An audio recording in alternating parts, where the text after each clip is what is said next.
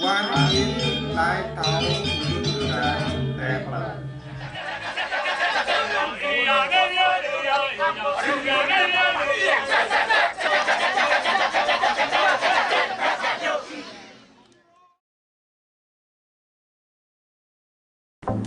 Udayana University, established on September 29, 1962, is the first and oldest university in Bali, being located in one of the most famous world's cultural heritage and Indonesia's tourism business center enable Udayana University to provide unique culture and academic environment. Udayana University embraces culture and scientific paradigm, which is further elaborated in its distinctive scientific approach, faculties, courses, and curriculum as well. Currently, approximately 29,985 students come from different regions in Indonesia, and about 1,200 international students come from various regions around the world, such as Europe, America, Asia, Australia, to take their study and course in Udayana University. In the era of globalization, cross cultures understanding is one way to strengthening friendship between Indonesia and the People's Republic of China by building a bridge of dialogue so that we can mutually understand various aspects of life between the two nations, such as political, economic, culture, linguistic, arts, and tourism aspects. To answer this challenge, Udayana University has established Tourism Confucius Institute at Udayana University. Based on the vision and mission of Confucius Institute, the establishment of TCI at Udayana University in Indonesia is expected to promote comprehensive teaching Mandarin language and cultures, exchange to understand the local wisdom of the two countries. The tourism industry, tourism vocational education, and the needs for the training of special talent in Mandarin language for tourism have become a prominent advantage in tourism sector.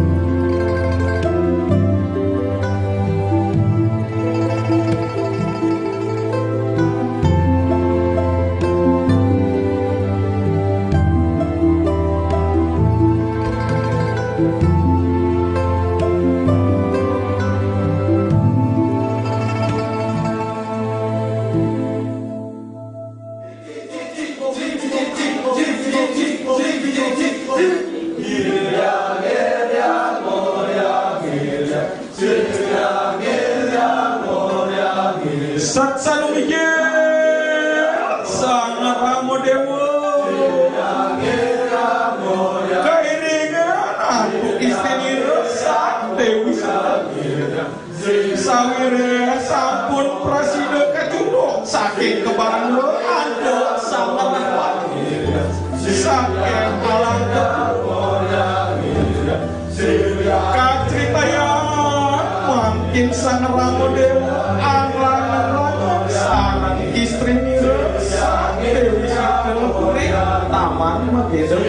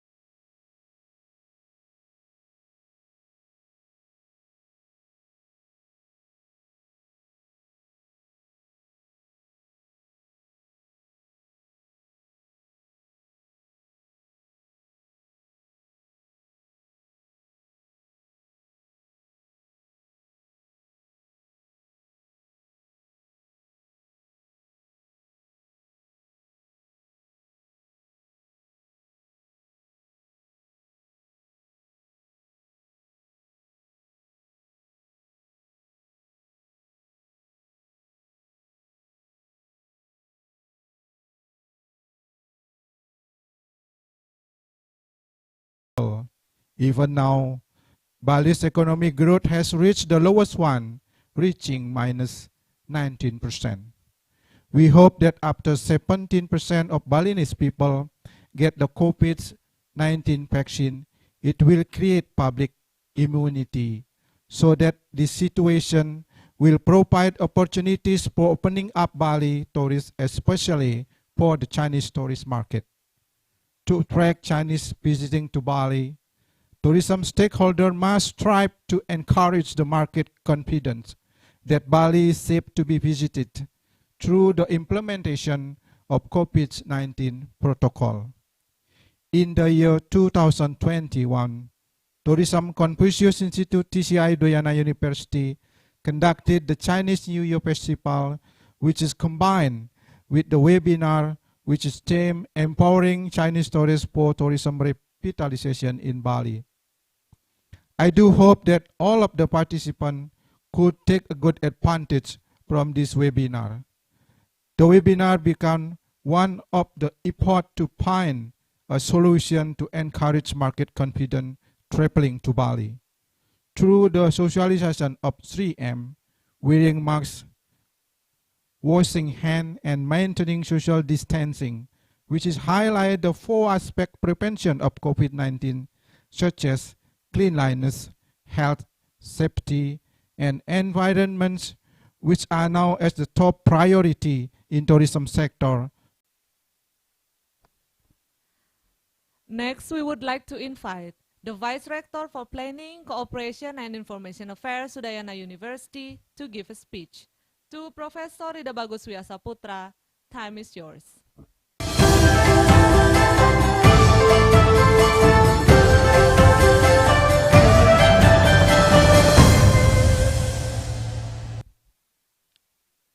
Of Udayana University, dear speakers, ladies and gentlemen, the very good morning to all of you. I'm assigned to deliver the address of the Rector of Udayana University. As she not able to meet all of you, so she assigned me to deliver her speech. Allow me to read the speech. On behalf of Udayana University, I would like to say congratulations to Mr. Zhu Xinglong on his appointment as the Consul General of the Republic of China in Denpasar, Bali. Also, let me express our gratitude and appreciation to Mr. Go Hodong, the former Consul General PRC in Denpasar, and university partners and all university partners in China, Nanchang University, Nanchang Normal University, for their support and collaboration in the establishment of the Tourism Confucius Institute, TCI Udayana University. Ladies and gentlemen, Bali is one of the most preferred destinations for Chinese tourists. Before the COVID-19 pandemic, Chinese tourists had become the new emerging tourist market of Bali. As one of the world's main tourist destinations, Bali has known its unique culture heritage, beautiful scenery, natural resources, friendly people, and great philosophy in preserving its culture, protecting the environment, and maintaining the harmonious community relationship. Bali is known as one of the most popular tourist destinations in the world due to its cultural activities and natural scenery. Tourism has become a driving force and leading the economic development of Bali province, which primary economic focus shifting from agriculture to services profession. Based on the online questionnaire data in China during the COVID-19 pandemic, Bali is still a favorite destination for Chinese tourists, During the situation of the pandemic, the local people in Bali are interested in developing their capabilities in Mandarin language and culture. They realize that speaking the Mandarin language would be a great advantage in the global competition, since it has recognized as one of the United Nations languages.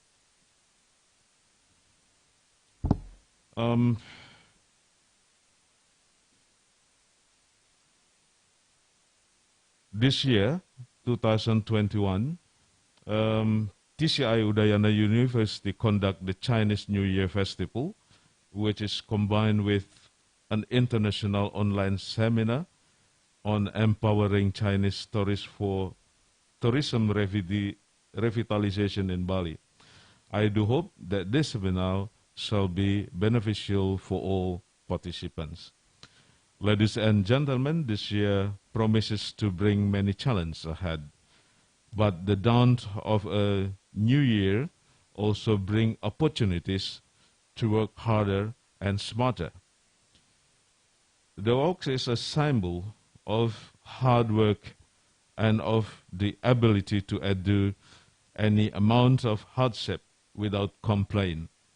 Perhaps the most fitting symbol for the new year ahead of us. I do hope that the year of ox shall bring good fortune, peace, and strength to all. Happy Chinese New Year 2025-72 Gong Xi Fasai. Thank you. 谢谢. Then Pasa, 26 February 2021, Rector of Udayana University, Professor Dr. Ana Agung Raka Sudewi. Thank you.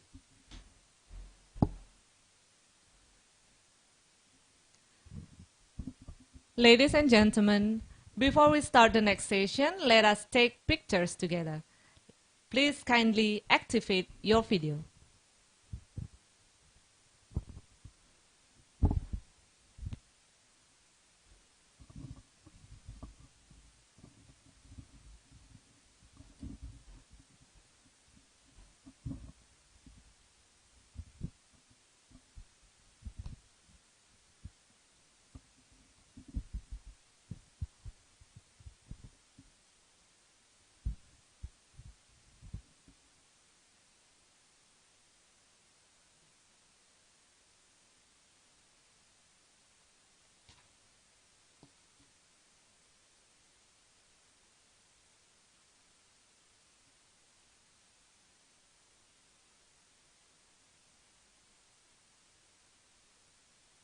Thank you very much.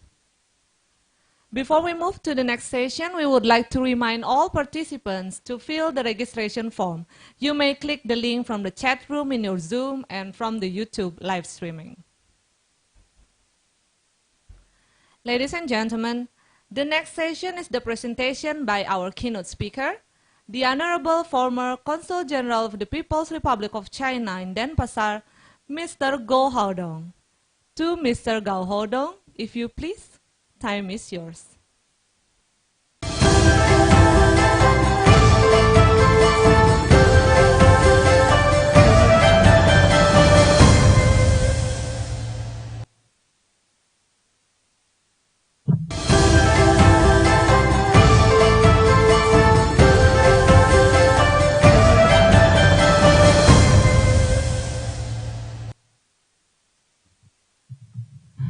Thank you very much, Master of Ceremony, Honorable Vice Rector, Professor Ita Bagus Wiyasap Putra, dear Mr. Sandra, and my friend Mr. Tao, the Director of TCI of Udayana University, and Deans of Udayana University, and all participants. Thank you very much for inviting me to this webinar. I haven't prepared a written speech, but I do have much to say. So let me start. Om Swastiastu. Time flies. So good to see the old friends. I see all the similar, the familiar faces. It's lovely to see you all. Since I came back in late June last year, almost 7 or also months have passed, but all the big memories still in my mind. I still remember these touching days when the COVID-19 broke out in China, Wuhan. The Balinese people and the Indonesians as much has expressed their sympathy and the solidarity to the Chinese people. Aceh and Costa organized several big prayers for Wuhan and for China, and also I was invited to the locations. I know that some communities, individuals came to me, to my office, to express their support and sympathy. The past year really witnessed very, very unusual situation. Maybe this is something we'll long remember as part of the human civilization or human history. So when we really feel sad for those who lost their lives. Of the cases will continue. Thanks to the efforts between the Chinese leaders and the Indonesian leaders, China and Indonesia, we stand side by side, hand in hand, fighting the COVID-19. We jointly produced the vaccine by the Chinese and the Indonesian pharmaceutical factories. Actually, the Indonesian the vaccine used in Indonesia is a product of the joint venture of China and Indonesia. This is a very, very strong sign of our solidarity. That is very good. Yeah.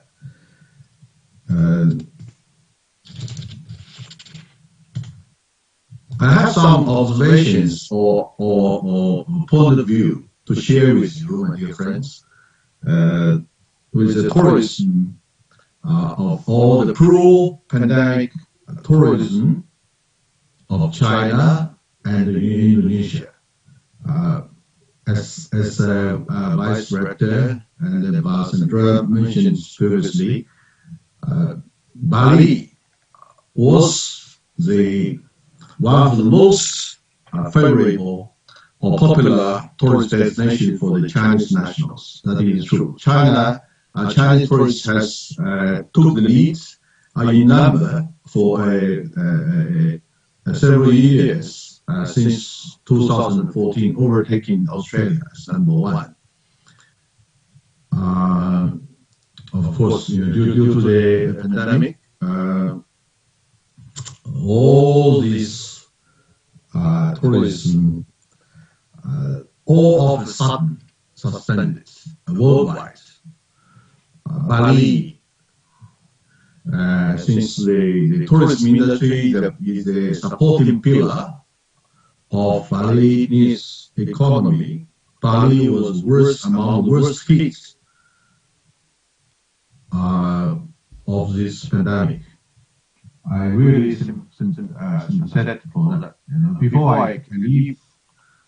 I left Bali, my wife and I we take a tour along the Sanur Himalayan, Samyak, these regions, Ubud, we saw very few tourists.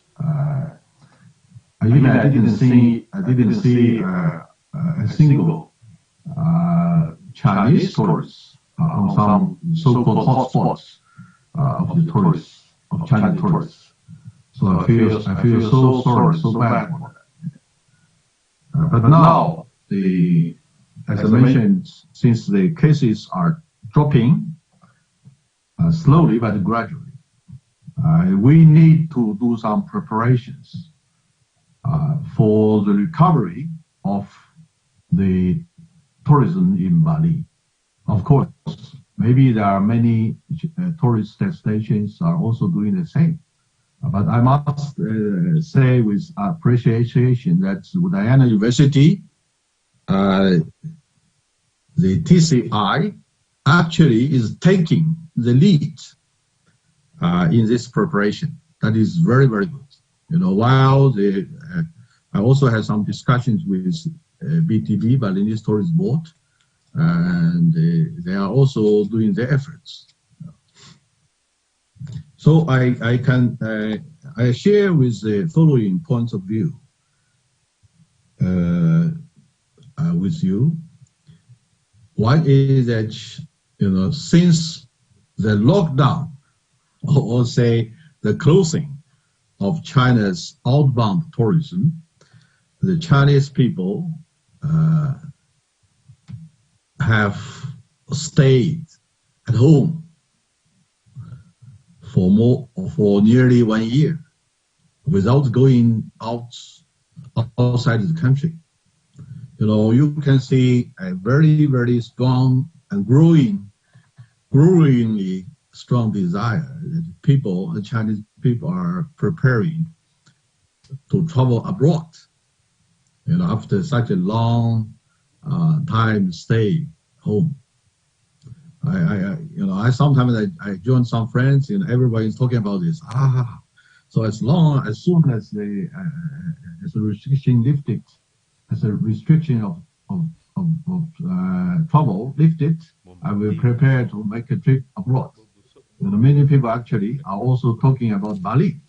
On all these occasions, I strongly recommend that please, your first destination of your international travel should be Bali. Bali will not disappoint you. There's, of course, some of them have been to Bali and, they have a very good impression, very beautiful memories about Bali. Some people have never been there, but, after introduction, they seem to be very interested. So, that's one. I like to draw.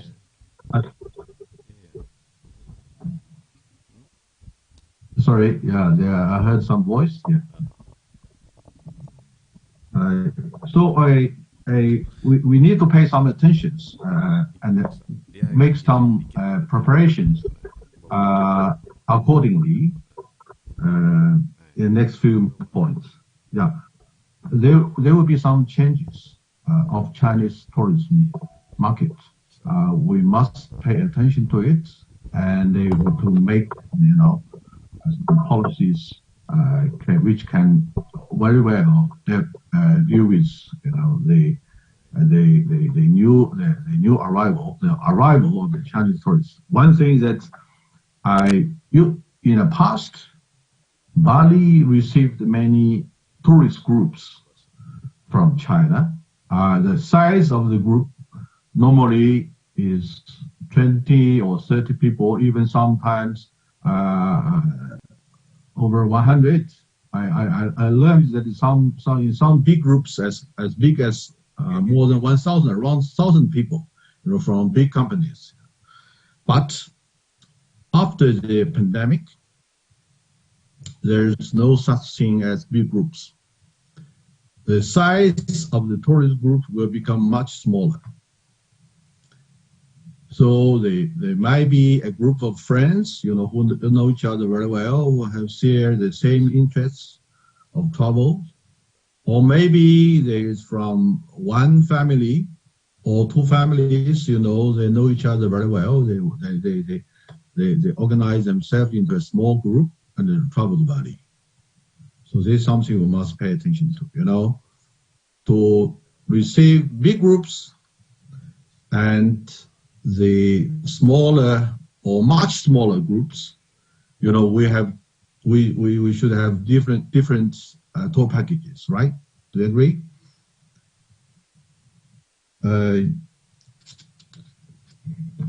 Secondly, instead of organized groups, maybe FIT will be the mainstream troublemakers. Nowadays, the young, especially the younger people, they have various interests, so they need different kind of services. So they check on the computer, internet, and then make the plan themselves, and then they contact with tour operators, just ask them to help some arrangements. So FIT or semi-FIT, not really group, as the tourist operators used to receive in the past. This is something we must pay attention to. And thirdly, instead of coming to Bali for sightseeing, Bali used to receive the Chinese tourists, who came here just for the so-called hotspots, sightseeing, the Vanuatu, Tanolot, Ubud, some small areas, but Chinese tourist groups, their interest will expand because people have more and more access to information, to different introductions about Bali, so they want to see more. Especially, these who have been to Bali before. Yeah, they want to see something different. They may travel to the east, Tarasan, or to the west, Imbrana, Tabanan, or to the north of Belen. So actually, Bali has anything to offer.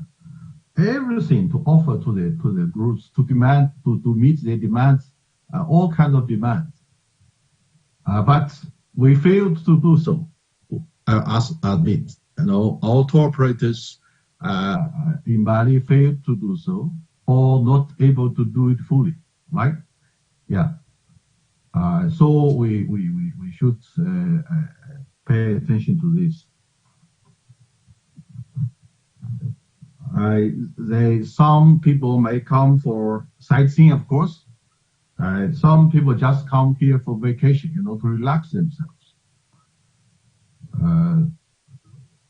Some people might come for sports, for example, diving, climbing, or kind of adventure-oriented or ecotourism. So all these things actually Bali have everything to offer to them. So that is something I would like to remind. So the Confucius Tourist Institutes, while you should design some kind of courses on this to the students. And fourthly, my fourth point is that we must let's say, pay a special attention to the so-called repeat customers. It's very interesting or very, very good to see some Chinese, after they make a first trip to Bali, they immediately plan their second trip after they return to China. And they bring more people here. But they might not be to revisit the places they visited before. They want to explore more of Bali.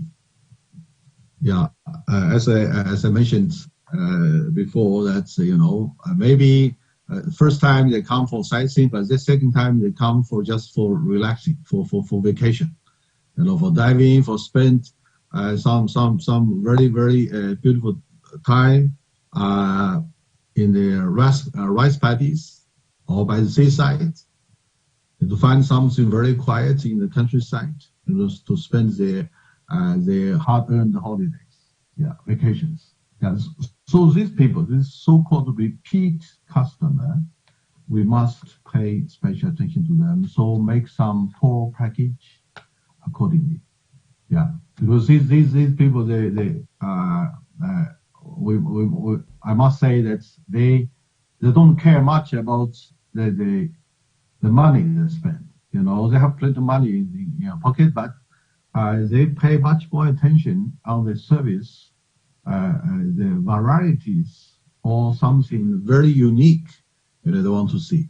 They know that there are many unique things they can see, they can explore in Bali. Every time they make a trip to Bali, they got something new. They got some new stories to tell to their friends who would become a potential travelers to Bali. So that's why I suggest that special attention must be paid to the repeat customers. There are many, actually. I know that there are many Europeans and Australians. They come here, they come to Bali for 10 times, 20 times, even more. They came back even to stay in the same village, the same homestay villa, and then of course they have a little bit different plan to travel around Bali.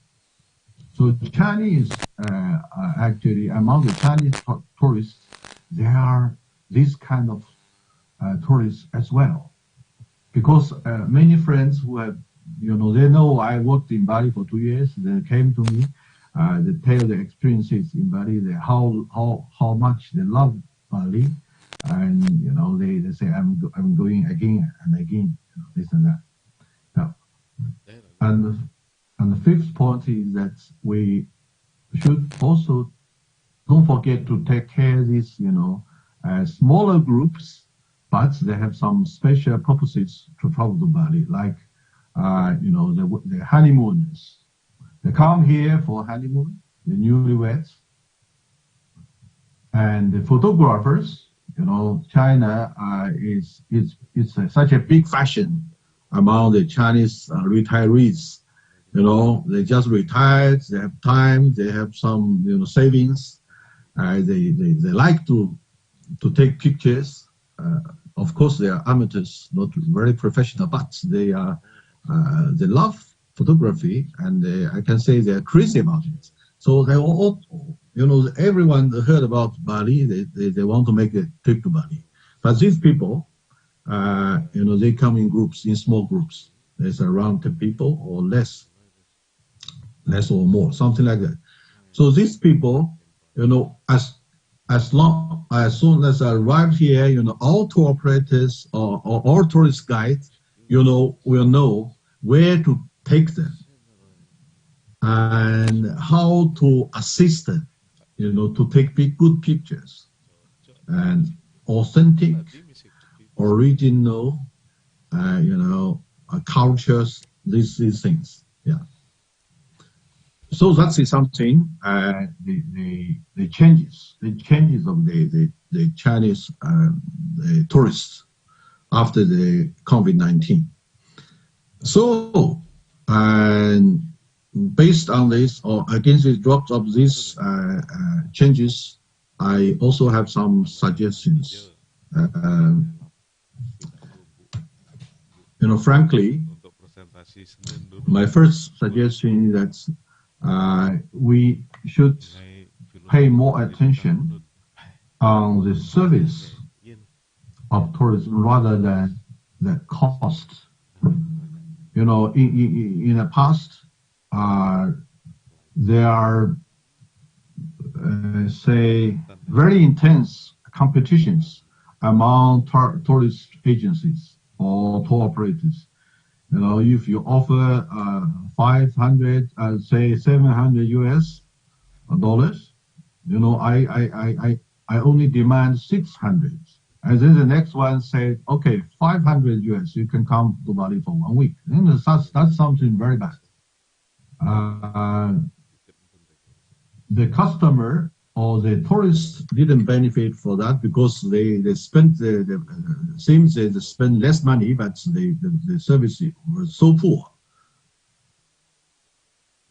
And the profits of the travel agencies is also very small.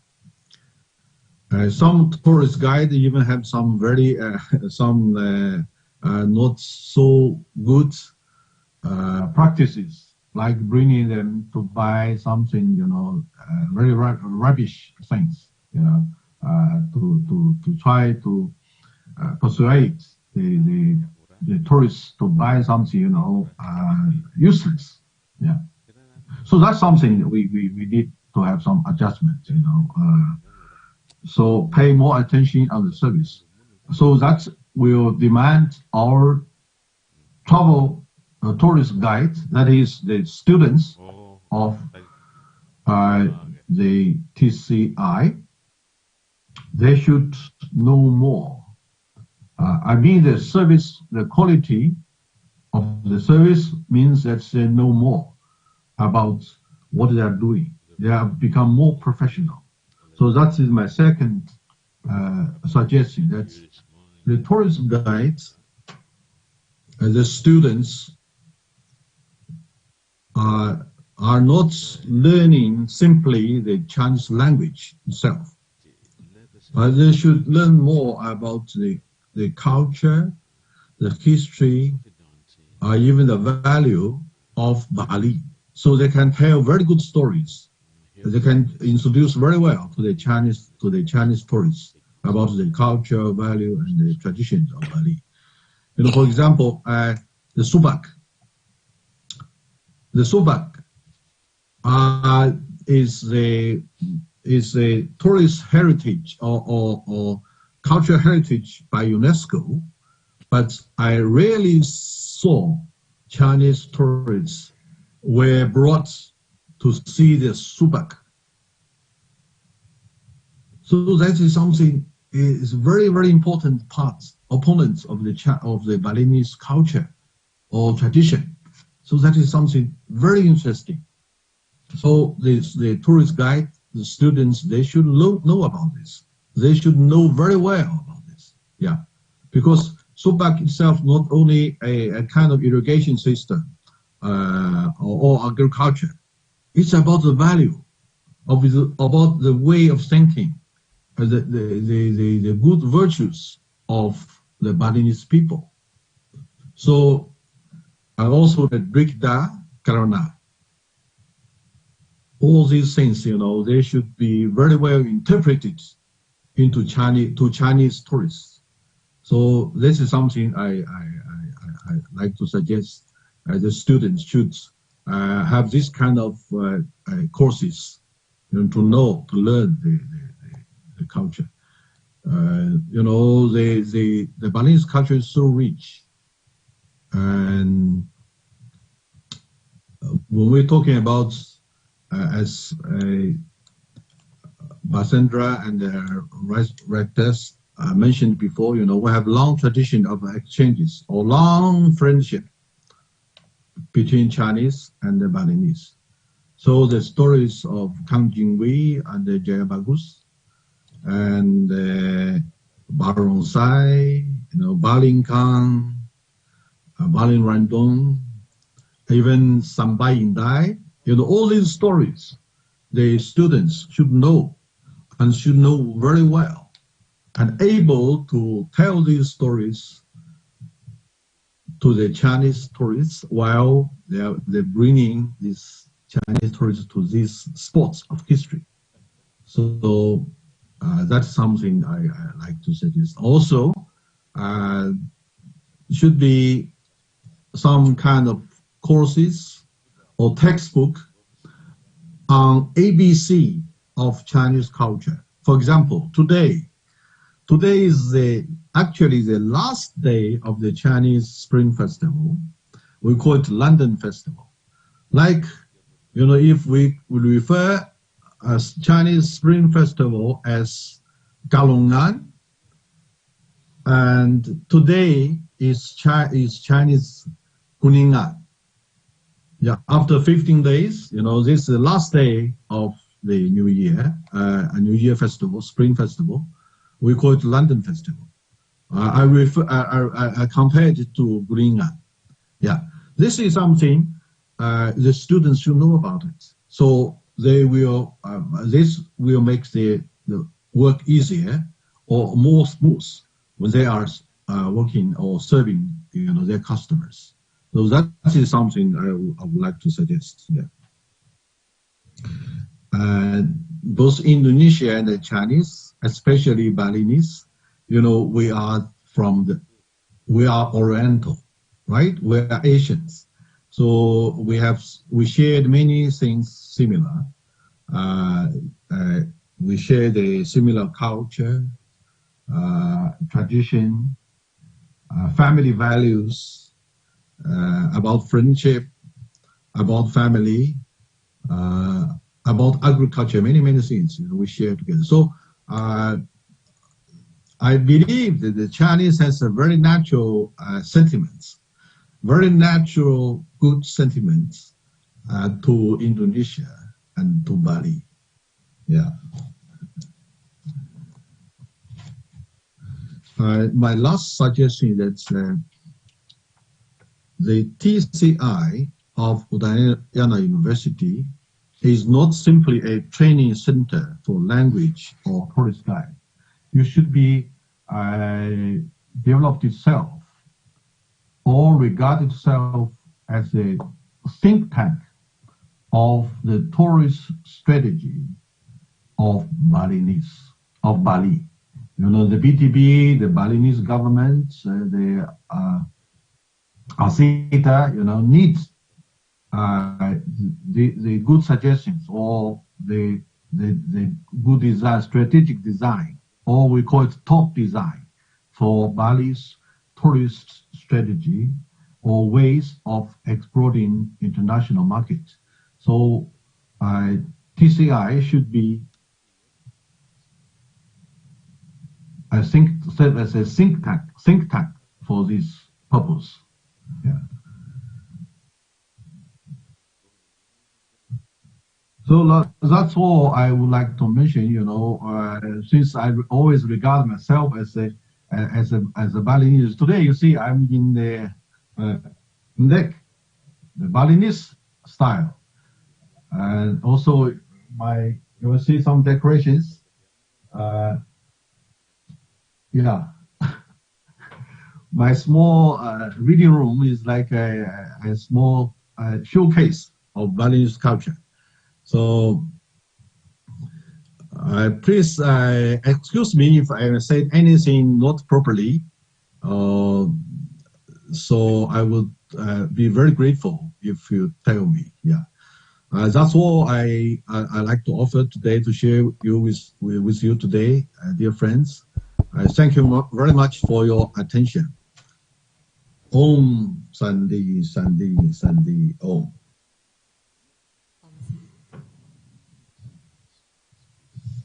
Thank you very much for the presentation, Mr. Gahodong. Now we would like to invite two participants to ask questions regarding to Mr. Gohodong presentation. If you'd like to ask question, please press the raise hand button on your Zoom and activate your speaker and video.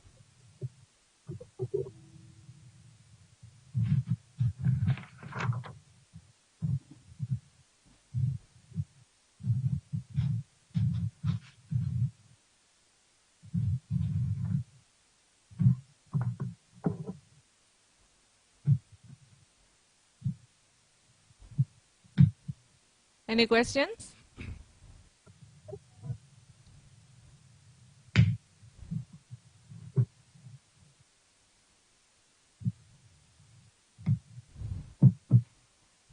If you'd like to ask any question, please press the raise hand button on your Zoom and activate your speaker and video.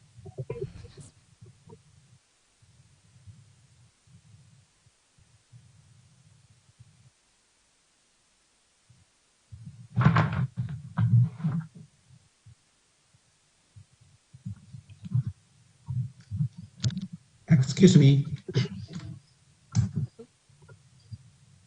Yeah. Yes, please. Your name?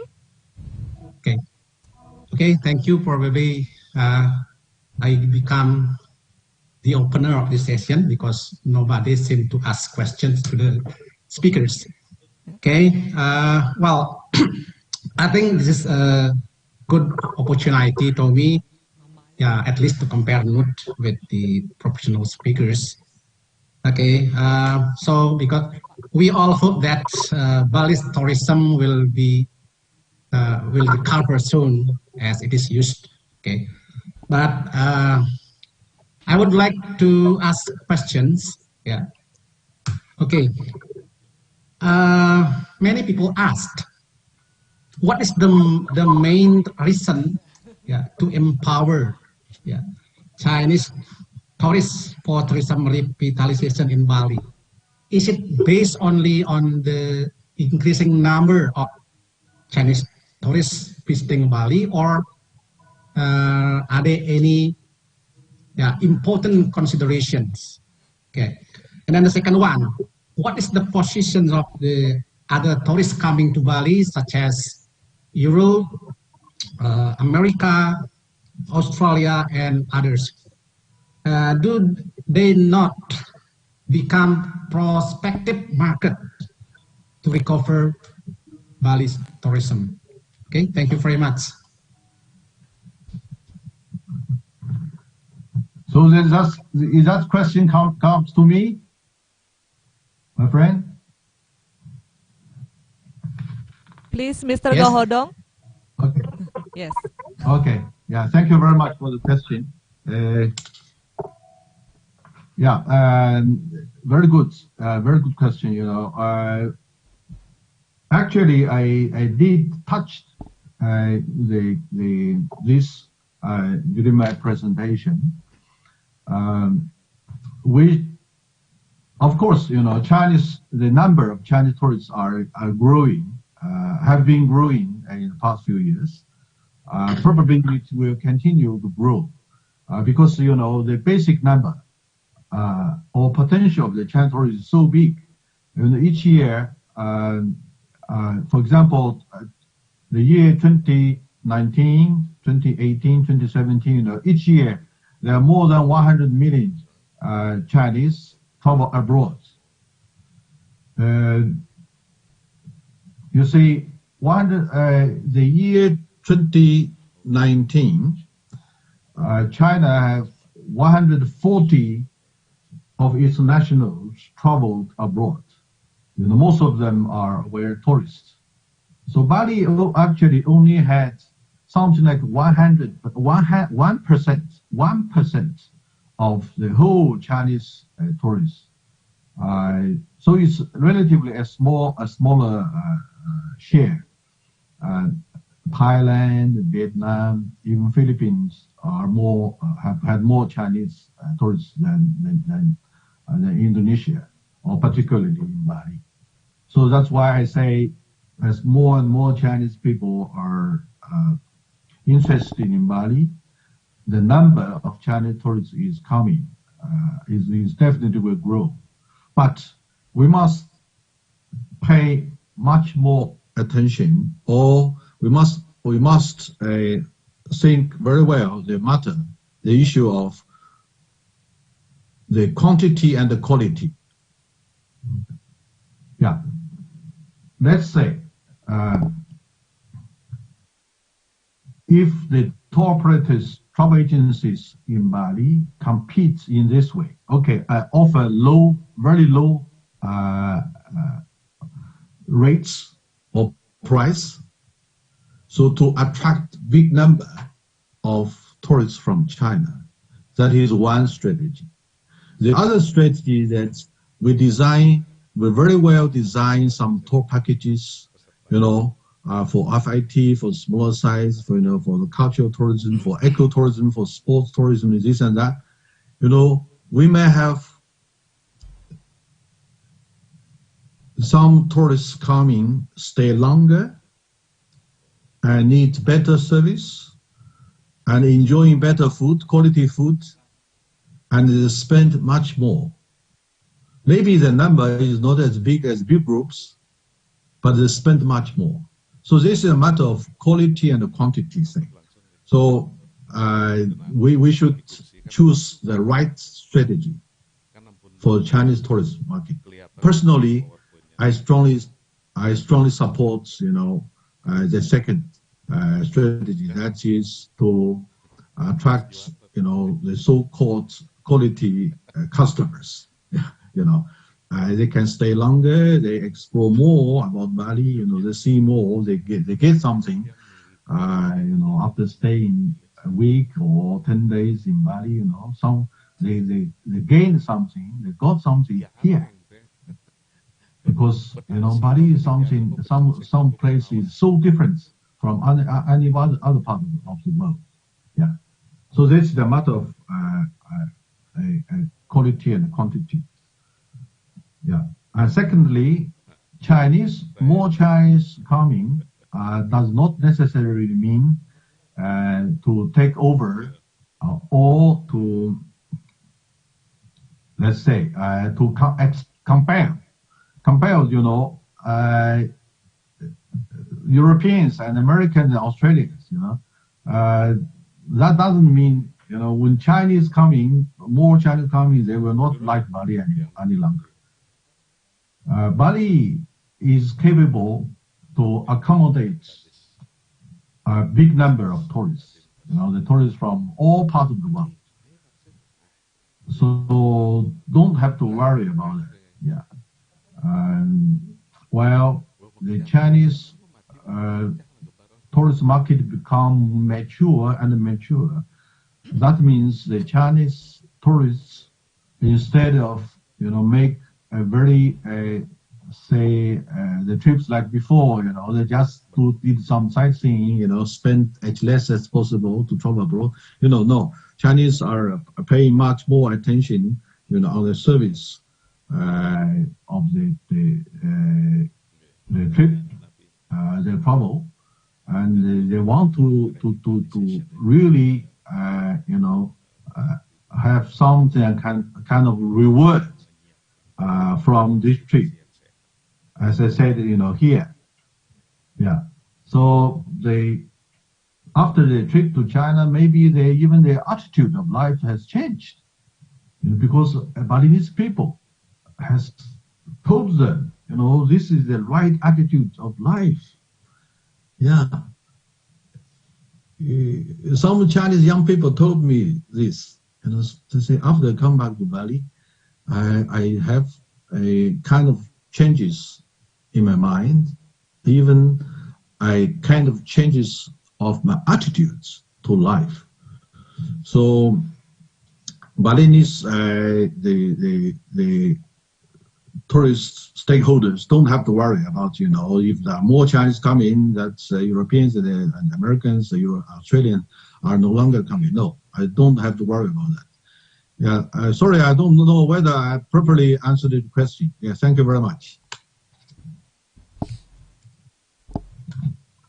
Okay, thank you, Mr. Haldong, for your explanation. It is clear enough for me. Thank you once again. Hello. Can I ask Okay, question? next questions from the participant. Hello. Any question? Yes. Okay, yes, Can please. you hear me? Yeah. Let me introduce myself. My name is Subadra from Faculty of Tourism, Triatma Mulia University in Bali. I just want to ask you about the current policy. If you could tell us about the current policy that is applied by the Chinese government in relation to overseas trip for Chinese citizens. Yeah, whether it has been amended. Yeah, as most of countries in the world do travel ban during the COVID-19 outbreak. So we really want to know about this current policy, As on the other hand, here Indonesian government also still applied the what we call the temporary, temporary approval for permit issued by the Ministry of Justice and Human Rights. So temporarily, our government do not approve visa for tourists as issued. I think the most recent was a decree issued in September 2020. So it's still valid until now. So what I want to know further is because our government has not opened tourism for foreigners. Maybe you can compare with the UK government. The UK government issued a policy that anybody who travel outside the countries, they have to be, while they are returning back to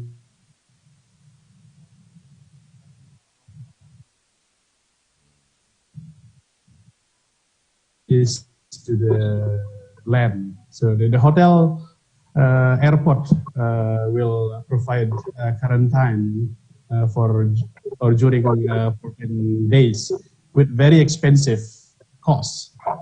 So that's why it will be a kind of financial burden for the tourists who want to travel abroad.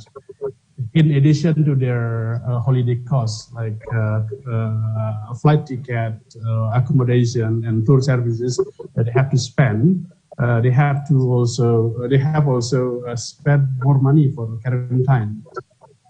Yeah, I'm wondering you could tell me about the policy that applied in China right now.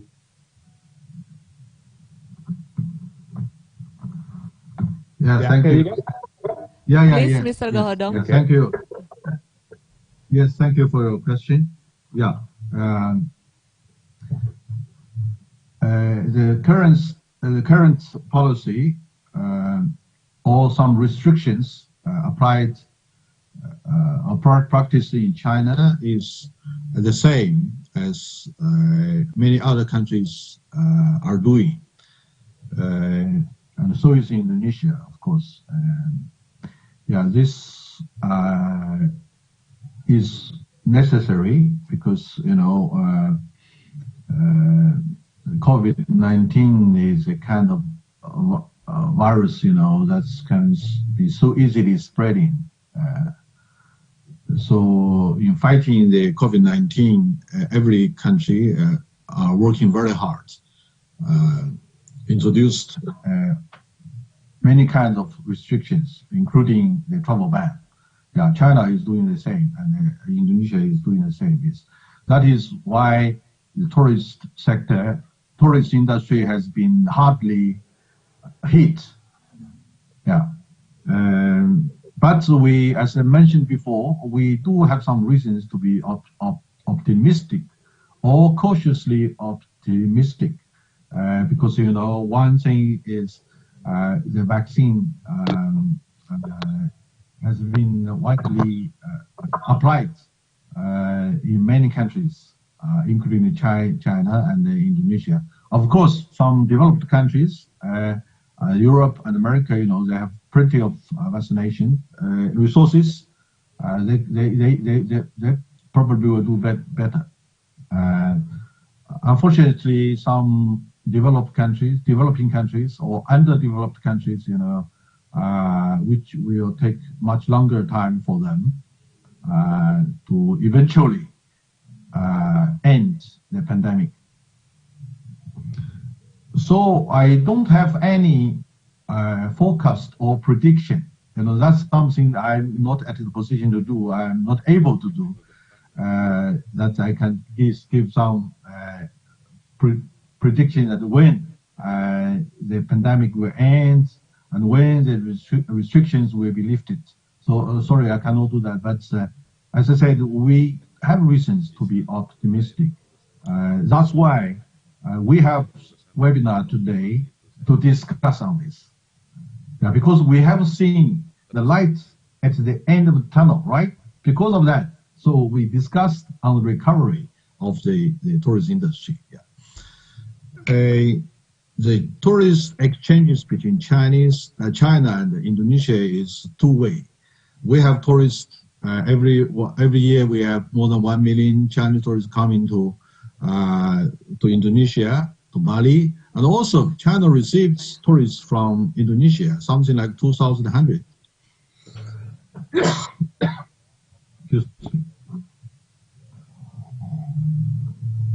200,000, something like that. Yeah, so it's 2 weeks, double way. Yeah. So we wish to see that through the efforts, the joint efforts of the whole international community in fighting COVID-19, this pandemic will end. Yeah, let's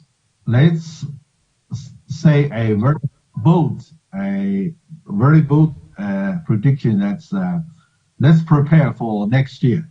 Yeah, thank you very much. Okay.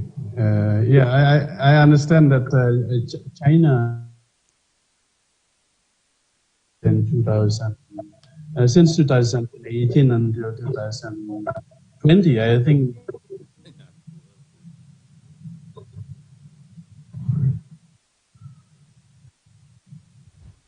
tourism houses for a while. And that's why we need to discuss further how to restart tourism for Indonesia. Okay, thank you. Thank you very much.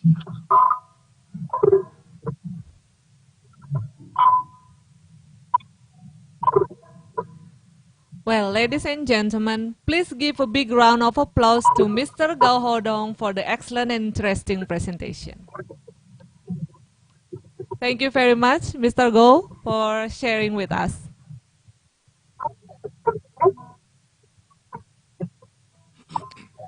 Okay, ladies and gentlemen, we would like to remind all participants to fill the registration form in order to get your certificate of participation. You may click the link from the chat room in your Zoom or from the YouTube live streaming. Now we move to the panel session that will be handled by our moderator, Mr. Johannes Christianto, PhD, from the Faculty of Tourism, Udayana University, with our 4 speakers.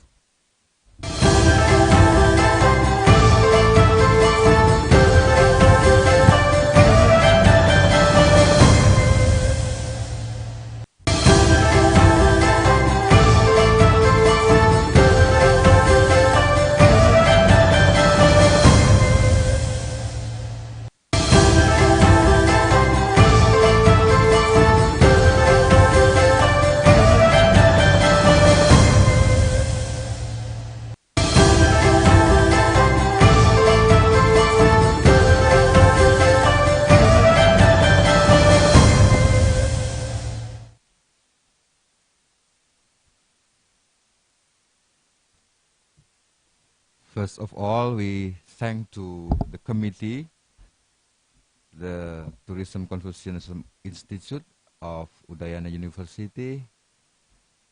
This seminar is held by this institution, and for this special occasion, we have a panel session. We have 4 very prominent speakers. They will give and share their knowledge and their insights about empowering Chinese tourists for tourism revitalization in Bali. In this panel session, it will be divided in 4 sessions. It's been for the first speaker, or each speaker has 15 minutes, 10 minutes for presenting their insight or point of view of this theme of this seminar, and then the 5 minutes left, it will be a question and answer session. So for the first speaker, we invite Mr. Professor Dr. Ida Bagus Vyasa Putra. He is the Vice Rector for Planning, Cooperation and Information Affairs in Udayana University. Please, Mr. Professor, time is yours.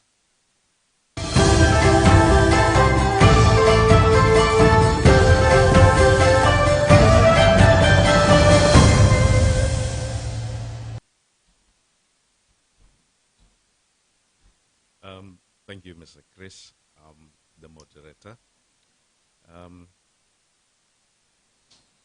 Ladies and gentlemen, a very good morning to all of you.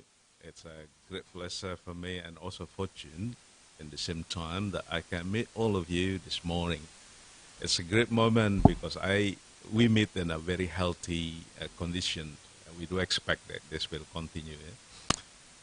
Well, the title of this conference, I think it contains two main variables. The first variables is empowering the tourists, and then the second variables is revitalization. So these two variables inform us that in one side, for recovery of international or Chinese tourism in Bali should be done through empowering the tourist itself by means of sharing information about Bali. But the other side, the most important one, is the situation of Bali as a destination. Even though they got empowered by knowledge, okay, but if in the other side, the situation of Bali is not recovered from pandemic, then this would still a question. So I'm not going to share with you the analysis of the first variable. It has been introduced by Mr. Go under his experience as a consul general staying for long in Bali. So I would focus my presentation on the other part of the variables, the revitalization of the destination, right? The recovering of the destination. How would be the situation, the latest situation of Bali recently? I think this is the most important. This is also important to empower the tourists, to help them to make decision whether they would like to visit Bali or they don't. Yeah, right? Okay, I bring to you this topic, the Indonesia's public pandemic management model, joining for ending the COVID-19 pandemic. So we have to put commitment, a strong commitment to ourselves, those who stay in Bali, to end the pandemic. It's not enough to think on how to manage, how to solve or whatever. But the most important, I think, is how to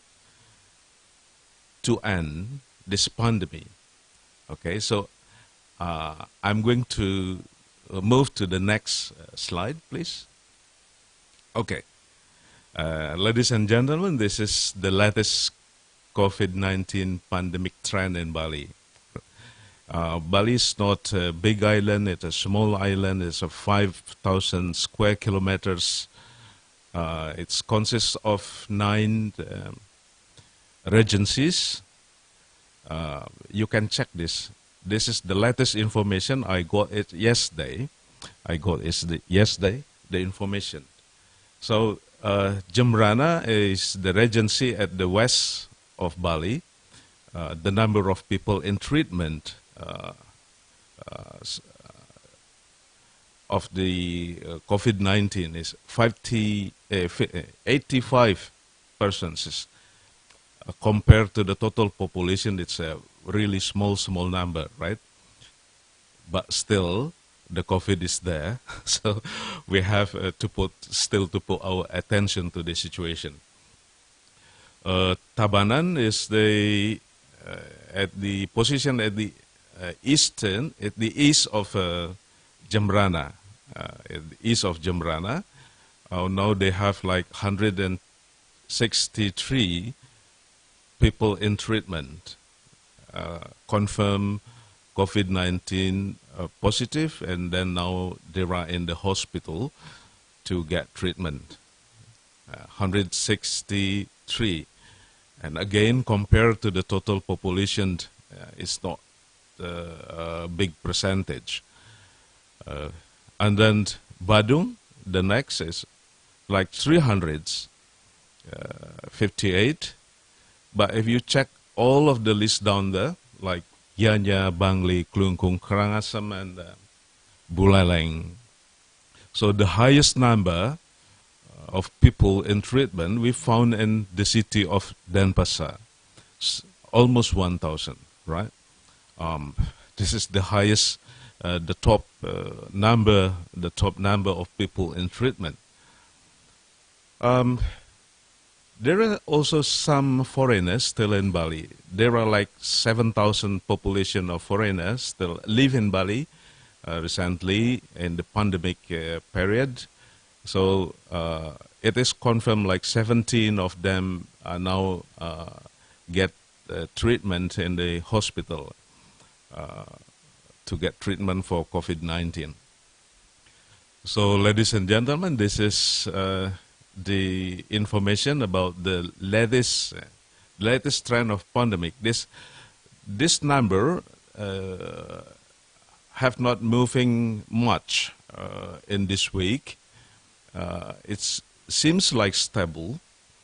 So this also a question for us when we talk about the revitalization of the Bali as a destination. Stable means there are still exists. The COVID-19 is still exists in the life of the Balinese community. So it will still also a question for those who invited to come to visit Bali. So we have to manage this number, yeah, to make them less, become less, and smaller and smaller number. So, but compared to the total number of population, we still see this percentage is still so small compared to this total number of population, but for a destination, it will still a question. It will still a question for those invited to visit Bali, right? Okay, let's move to the next. Okay, what has been done by the government of the Republic of Indonesia to whole of the regions in Indonesia, including Bali. Since the beginning of the pandemic, the government has decided to take a contextual approach to manage the pandemic. So that is why if you got information about the partial lockdown on managing the pandemic, so we do not in Indonesia doing like the total region or total area lockdown, but we decide based on the actual situation, actual number of the growing number of the pandemic, then the government will decide whether they will take a full lockdown or partial lockdown. This approach actually has worked well, as we see that the government managed perfectly the growing number of the disease, but the people, most of them are still complaining on the growing number because they thought this is high enough to make us feel unsafe. and so they this is mean that they're expecting um, less number of pandemic of the pandemic um, spreading. Um, the problem then is regarding the mindset of the people of the Republic of Indonesia. We in Indonesia, uh, the Constitution of the Republic of Indonesia said that the government would under obligation to protect the whole people of Indonesia.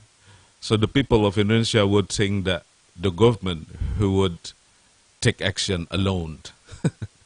So they wait for the action of the government, um, while the pandemic would not only faced by the government, but the pandemic faced by each people, uh, each citizen of the Republic of Indonesia. So it needs a new interpretation about the Constitution, how to make the people understand when the Constitution said that the government who would protect the entire land and people of the Republic of Indonesia, it would also mean this protection will works effectively when each of the people take position to protect themselves.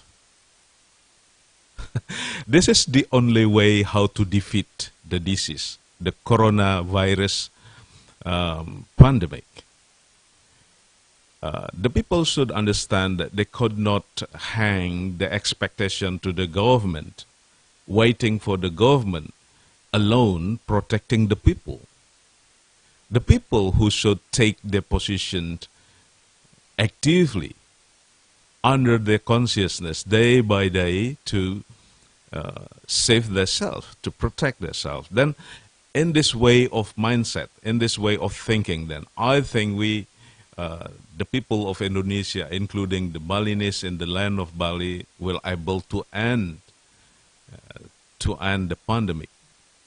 Perhaps we don't need to wait for any other treatment. If the whole people in a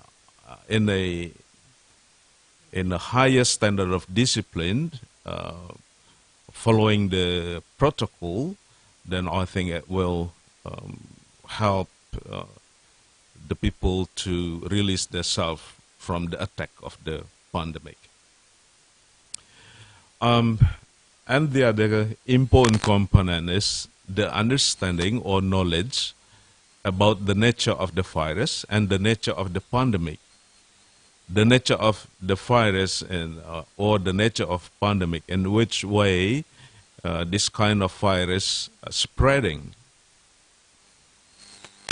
jumping from one person to the other person, in which way. So as they got knowledge or understanding about this, I do think that they will able to take a proper step,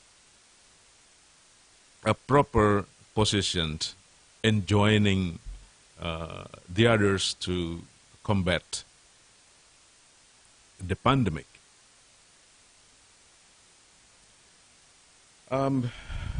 We are in the position of bringing and reaching an end of the pandemic.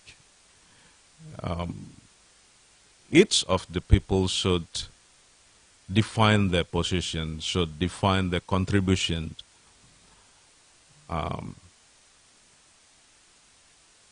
to support the government to make their approach and scheme more effective on ending the pandemic. So now the government is in the position of vaccination. Okay, now the government has moved in the very important part of the ending of the pandemic. Now the vaccination has been started in the whole land of the republics of Indonesia, including Bali. Hereunder is the information. The next slide, please. Okay. The total target of vaccination in Bali is 2.6 million. The first phase of the vaccination has been done, has been started on January 5th by under the carrying out of the biopharma, and delivered in total 31,000 doses. And then the second delivery has been delivered on 7th January in total of 20,000 doses. The third delivery on 22nd January in total of 25,000 and more. Vial. A vial means each vial contains like 10 doses. So 25,000 can be times to 10. Okay, that is the total doses provided in 25,320 vial. And now Bali just entered into the second phase of vaccination.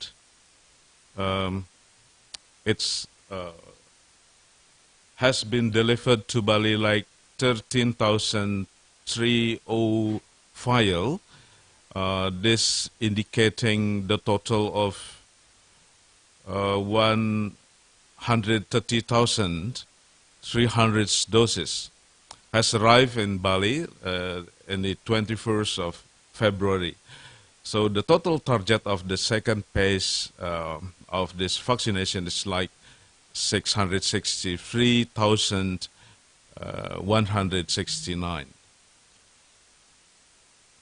Right, so the Balinese government has taken action on this vaccination and has been started actually on the 5th of January. And now the Balinese people, the Balinese government get into the second phases.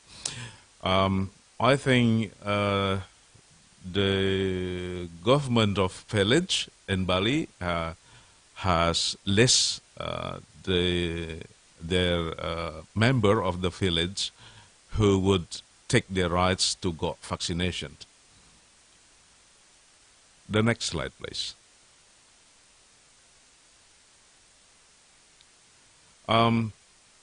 This is the distribution target of the second phase of vaccination. I put in the left and the left column the segment of the target: the elderly, educators, traditional market sellers, religion leaders, legislature, etc. And also tourists, the people who works in the tourism services. It puts like 7,062 people. It's look really promising, the recovery, right? Okay, the next slide, please. Well, the act of bringing and reaching the end of the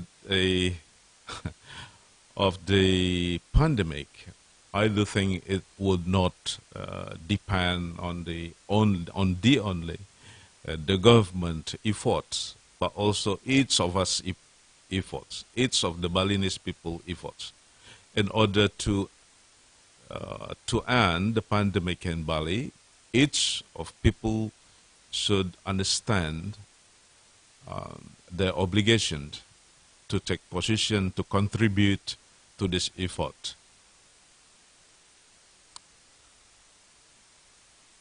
Like with a very simple way of ending, like using your mask properly. I show you the way people using masks in a incorrect way, right? And then understanding and discipline is the most basic elements for the effort for ending the pandemic. Next, please. Well, based on the approach applied by the government And if we do success to make our people understand, have a good level of understanding about virus and the nature of pandemics, and also with the big efforts of the government in order to resolve the problems of pandemics by managing the standard, by providing the vaccination, I think all of the people of the Republic of Indonesia, and especially those who live in Bali, should get ready for the economic recovery soon, like August prediction, I call it August predictions.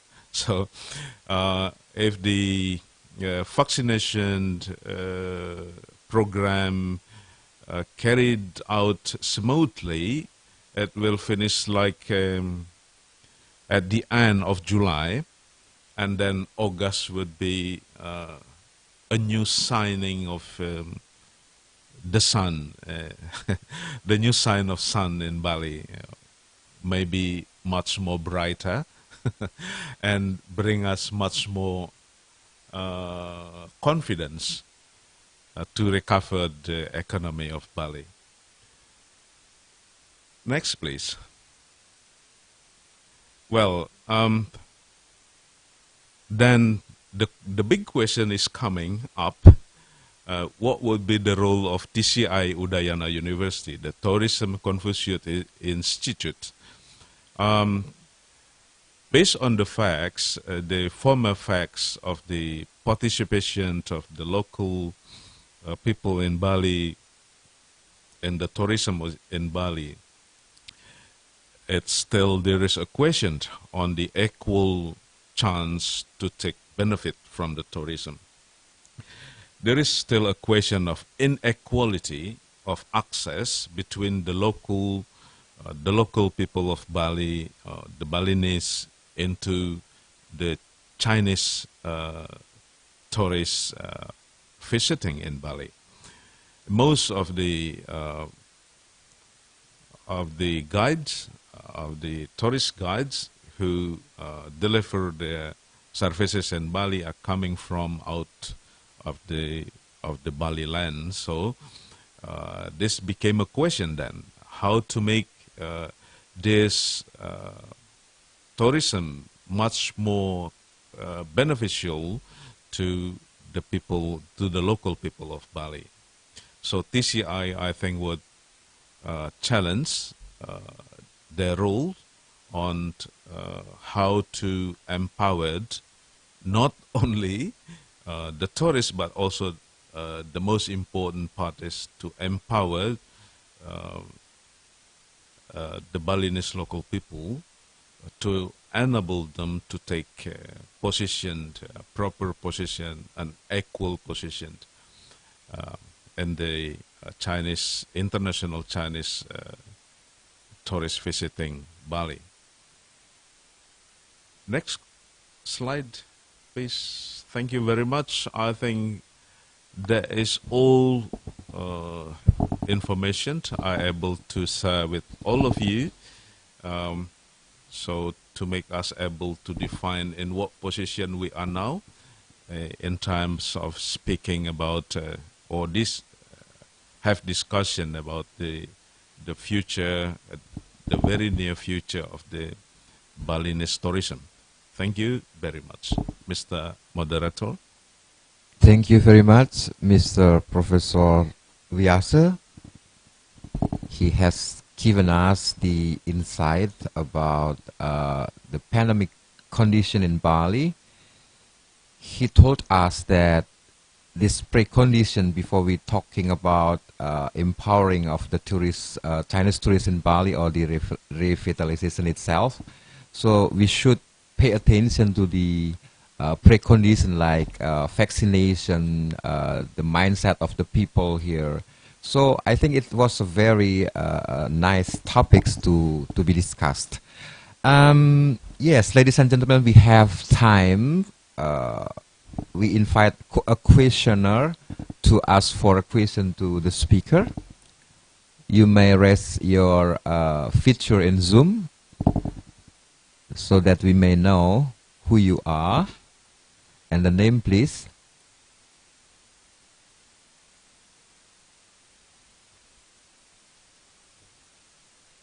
Do not the hard question. Is there any participant who wants to give a question to the speaker?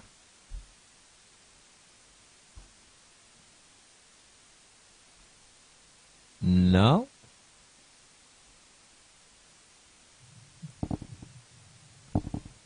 Hello, hello. Okay. Please, time Okay. is yours. Can Say you your name, hear please. my voice? Okay, my name is Liu Dandan. Maybe I have a question about the visa policy in Bali. How about the visa policy, newly visa policy for Chinese tourists? Thank you very much. Oh, yes. Mr. Prof. Vyasa, please answer about a question about how the visa policy during the pandemic maybe. Will you kindly repeat the question, please? Because at the time you deliver your question, I cannot see your face. It's already my presentation on the screen. So would you please kindly repeat your question? Okay, Prof. I want to ask about the visa, the tourist visa, the regulation in Bali. Maybe when can Chinese tourists can come to Bali again? And how about the visa policy, the current visa policy? Well, okay. I think you can start to book your ticket as soon as possible, as all of the right, as all of the program of vaccination, because the knowledge, the understanding of the people here in Bali is now getting better about the virus, about the pandemic. We are very optimistic on a very soon. The government will take policy on opening the border for international flight. And then about the visa, I think there is nothing changed on the visa policy. As the government announced the opening of the border for international flights, then people can start, who already booked ticket like 2 years ago, so they can use their rights now to visit Bali, to arrange their visiting, and with a more confidence mental position, because of we are now in Bali, the government of Bali try to manage the situation well. Under the scheme of the traditional Adat community, the government tried to approach the leader of the traditional community, sharing information, and also the university has already taken position to come to the village, talking to the people, encouraging people to obey the protocols, to use masks in a proper way, something like that. So I think almost all people in Bali now get a better knowledge and understanding about the virus, the pandemic. That is why in a certain region C, like Jemrana or other than Denpasar, the number of people confirmed positive is getting less and less. And then this has been followed by the program of vaccination by the government. And the governor himself has already got the vaccination. I have not. I will take the chance after that later on. I think now we move into the second phase of vaccination. So it's targeted like 600,000 people will get the chance to get this, including like 7,000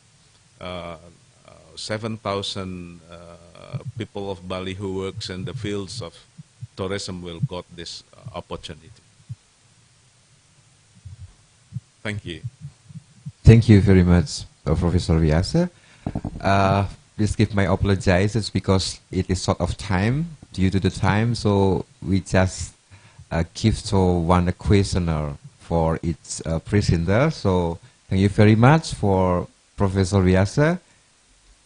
Give a big applause for him for his very outstanding presentation. Now, ladies and gentlemen, we have the second speaker. He is Professor Tao Xiangguang.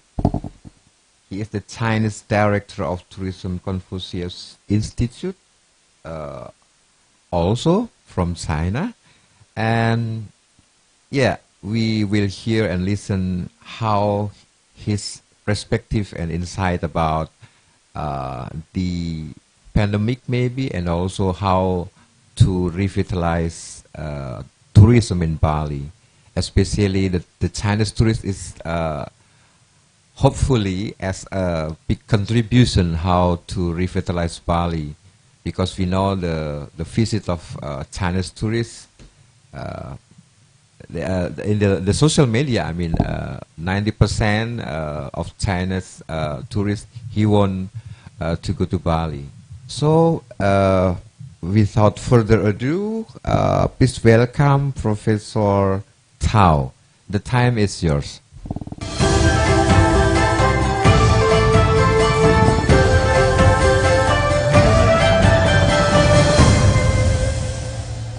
Hello? Can you hear me? Dengar. Hello? Can you hear? Hello? Yes, Prof. Yeah, can you hear me? Yeah, we can hear you well. Bagus. Ya, bagus. Silakan. Hello everyone. Yeah, okay. And Ibu and Baba. And apa kabar? Assalamualaikum waalaikumsalam. Baik, Prof, sehat. And now, yeah, I will speak in Chinese. I will invite my colleague, Miss Liu Dan, translate for me. menerjemahkan. 尊敬的中国驻登巴萨前总领事郝浩东先生，尊敬的乌大副校长韦亚萨先生，印尼导游协会巴黎分会主席苏马特先生，奥利萨贾日董事长亨杰先生，乌达亚那大学旅游孔子学院外邦院长山德尔先生，各位嘉宾、各位老师和同学们，早上好。Yang terhormat Bapak Go Haodong, mantan Konjin Dingkok di Denpasar. Yang terhormat Prof. Ida Bagus Wiasa sebagai Wakil Lektor Universitas Udayana. Yang terhormat Bapak Imade Sumada sebagai Ketua Asosiasi Pramuwisata Pemerintah Provinsi Bali. Yang terhormat Bapak Hendri sebagai Direktur Orisa Holiday. Yang terhormat Bapak Imade Sendra sebagai Direktur Indonesia Tourism Confucius Institute Udayana University, dan para peserta, dosen dan mahasiswa yang saya cintai, selamat pagi. 春节快乐！今天是中国传统的元宵佳节，在此祝大家元宵节幸福安康。 Selamat Tahun Baru Imlek. Kebetulan hari ini adalah Festival Lampion. Izinkan saya mengucapkan selamat Hari Raya Lampion. Semoga kita semua diberikan kesehatan dan kesuksesan dalam tahun ini. 感谢乌达亚那大学副校长韦亚萨先生对我们旅游学院洛夫乌达亚那大学的关心和支持。感谢我的好伙伴、好搭档山德尔先生和努拉先生为旅游孔子学院前期所做的大量的工作，以及为这次研讨会成功举行所付出的辛勤汗水和周到安排。Terima kasih. Pertama, saya ingin mengucapkan terima kasih kepada Wakil Lektor Universitas Udayana, Prof. Ida Bagus Wiasa, atas kepedulian dan dukungannya terhadap pendirian TCI UNUD. Kedua, saya ingin mengucapkan terima kasih juga kepada mitra baik saya, Bapak Sandra dan Bapak Ngurah. atas kontribusi yang dilakukan pada tahap awal TCI UNUD dan kerja keras dalam mensukseskan acara hari ini. 这次研讨会的召开是我们旅游孔子学院开年的一项重要工作和活动，非常有意义。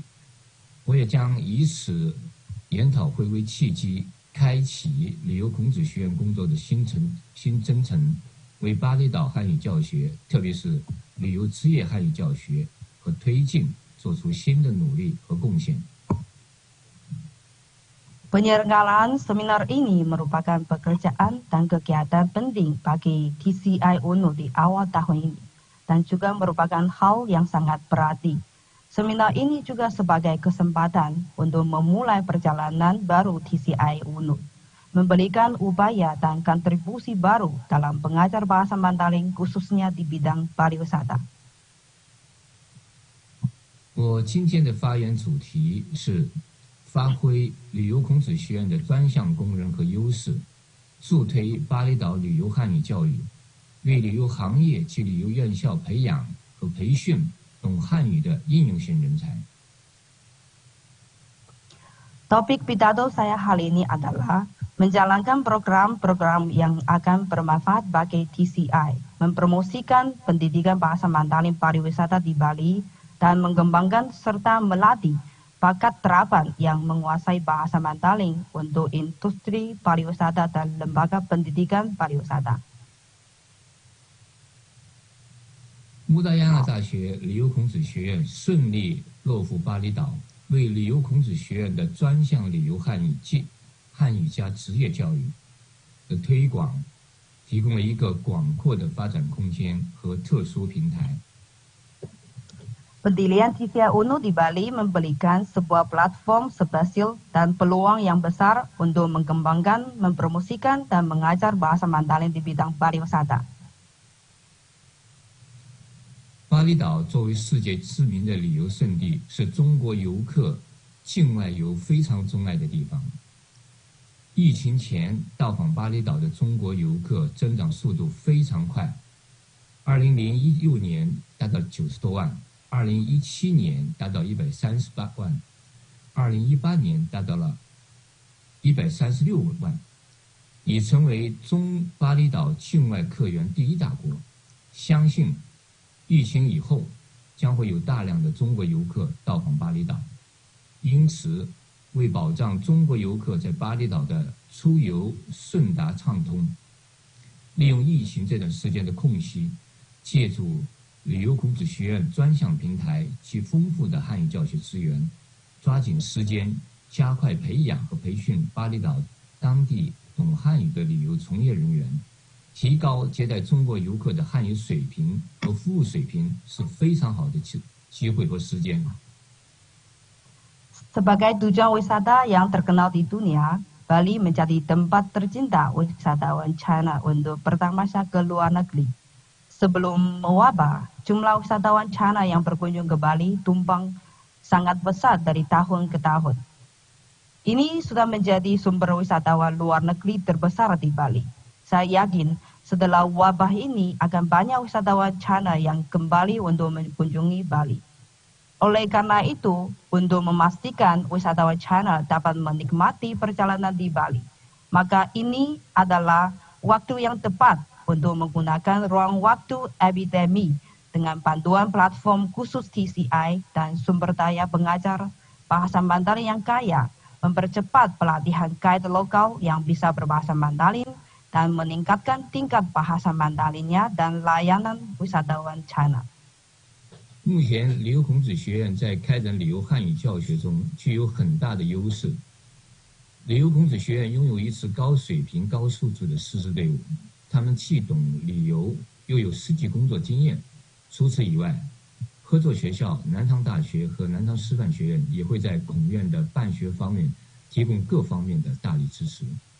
这些优势将会大大促进旅游孔子学院今后的工作开展，为教学带来令人满意的成效和效果。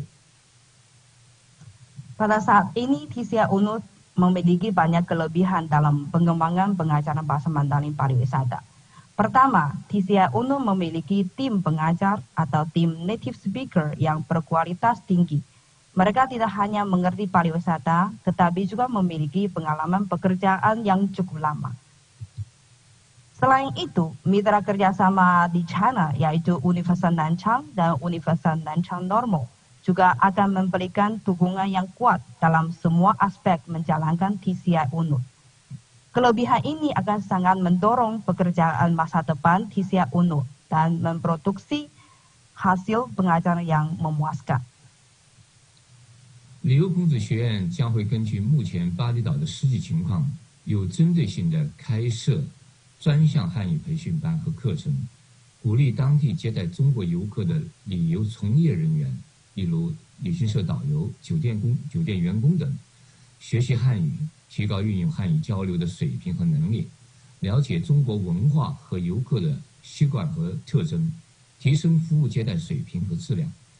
我们计划为旅游局官员开设旅游管理部门员工培训班，为旅行社开设中文导游培训班，为专门接待中国游客的酒店开设酒店员工汉语培训班，为海关、移民局、警察总署等涉外部门开设旅游涉外部门员工汉语培训班，通过定期培训，快速提高上述旅游从业人员的汉语和接待水平，方便与中国游客的沟通交流和理解，减少投诉和摩擦，提高中国游客的旅行质量和满意度，同时也让更多中国游客了解印尼，了解巴厘岛文化，增强两国文化间的相互理解，增加中国游客的回头率，提升来巴厘岛旅游的中国游客数量，从而使巴厘岛中国游客市场呈现出良好的发展态势，实现巴厘岛中国游客市场的可持续性发展。 Berdasarkan situasi sebenarnya di Bali dan keperluan masing-masing TCI UNUD, TCI UNUD akan mengatur kelas dan kursus latihan bahasa Mandalin. TCI UNUD akan membantu pekerja-pekerja seperti tour guide, staf hotel untuk belajar bahasa Mandalin, untuk meningkatkan kemampuan berkomunikasi mereka dengan menggunakan bahasa Mandalin, dan membantu mereka cepat memahami budaya dan kebiasaan serta karakteristik wisatawan China, dan meningkatkan kualitas pelayanan mereka. TCI UNU memiliki beberapa perencanaan, yaitu merancang kursus pelatihan bahasa Mandarin untuk pegawai yang bekerja di kantor pariwisata, kursus pelatihan bahasa Mandarin untuk tour guide, kursus pelatihan bahasa Mandarin untuk staf hotel, dan kursus pelatihan bahasa Mandarin untuk pegawai yang bekerja di kantor urusan luar negeri seperti bea cukai, imigrasi, dan kepolisian. Melalui pelatihan rutin ini, tingkat bahasa Mandarin dan pelayanan mereka akan ditingkatkan. Komunikasi dengan wisatawan China akan lebih lancar, komplainnya akan dikurangi, kualitas perjalanan dan kepuasan wisatawan China akan naik. Dan budaya Indonesia, khususnya budaya Bali, akan dikenalkan oleh lebih banyak wisatawan China. Dan saling pengertian antara kedua budaya akan ditingkat juga. Jumlah wisatawan China yang berkunjung ke Bali akan ditingkatkan, sehingga pasar wisatawan China di Bali akan menunjukkan tren perkembangan yang baik, dan pembangunan berkelanjutan pasar wisatawan China di Bali akan terwujud. 另外，还为巴厘岛旅游专业学生开设旅游汉语强化班，为旅游汉语选修课推进大学汉语教学，培养高素质、懂汉语、具有跨文化思维的旅游汉语专业人才，为他们日后就业、升迁提供方便和机会，同时也可为巴厘岛从业队伍注入新鲜血液和高素质人才，进一步提升整个巴厘岛旅游汉语的接待水平和服务质量，为巴厘岛吸引更多的中国游客夯实一个坚实的基础。 Selain itu, TCI UNUD juga membuka kelas intensif bahasa Mandarin pariwisata, mata kuliah pilihan bagi mahasiswa pariwisata, mempromosikan bahasa Mandarin di universitas, dan melatih bakat profesional yang berkualitas tinggi, pintar bahasa Mandarin, memiliki pemikiran lintas budaya di bidang pariwisata. Ini juga akan memberi mereka kemudahan dan peluang kerja di masa depan.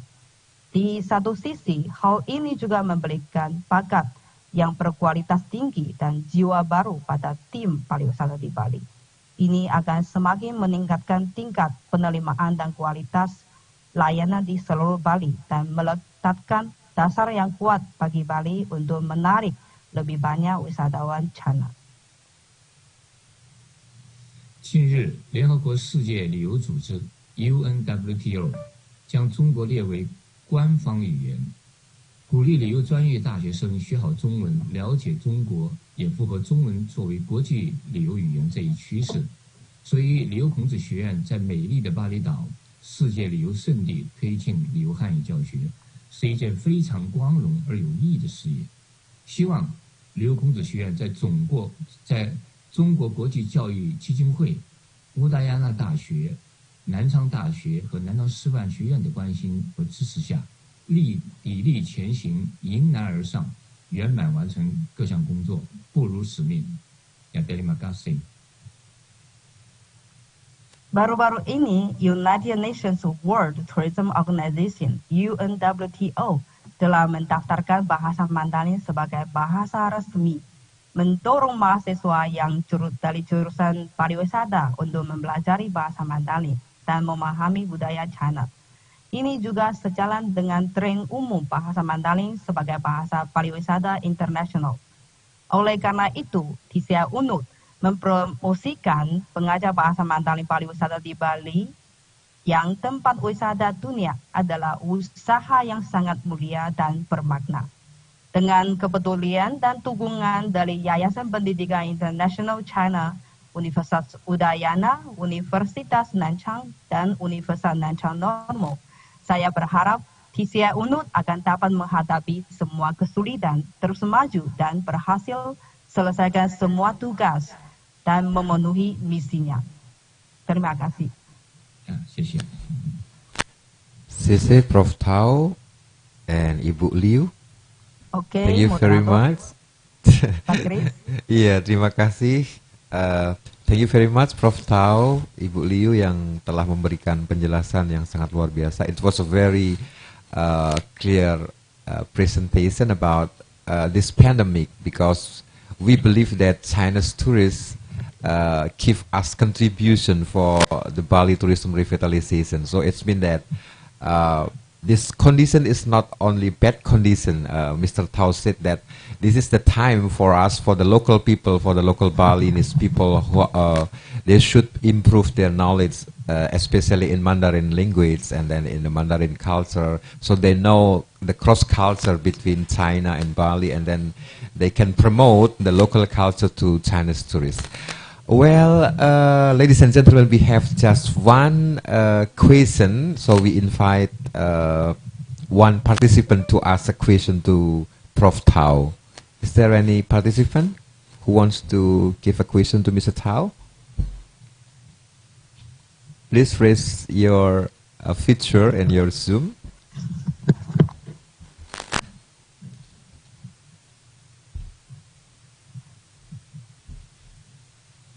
Tidak ada?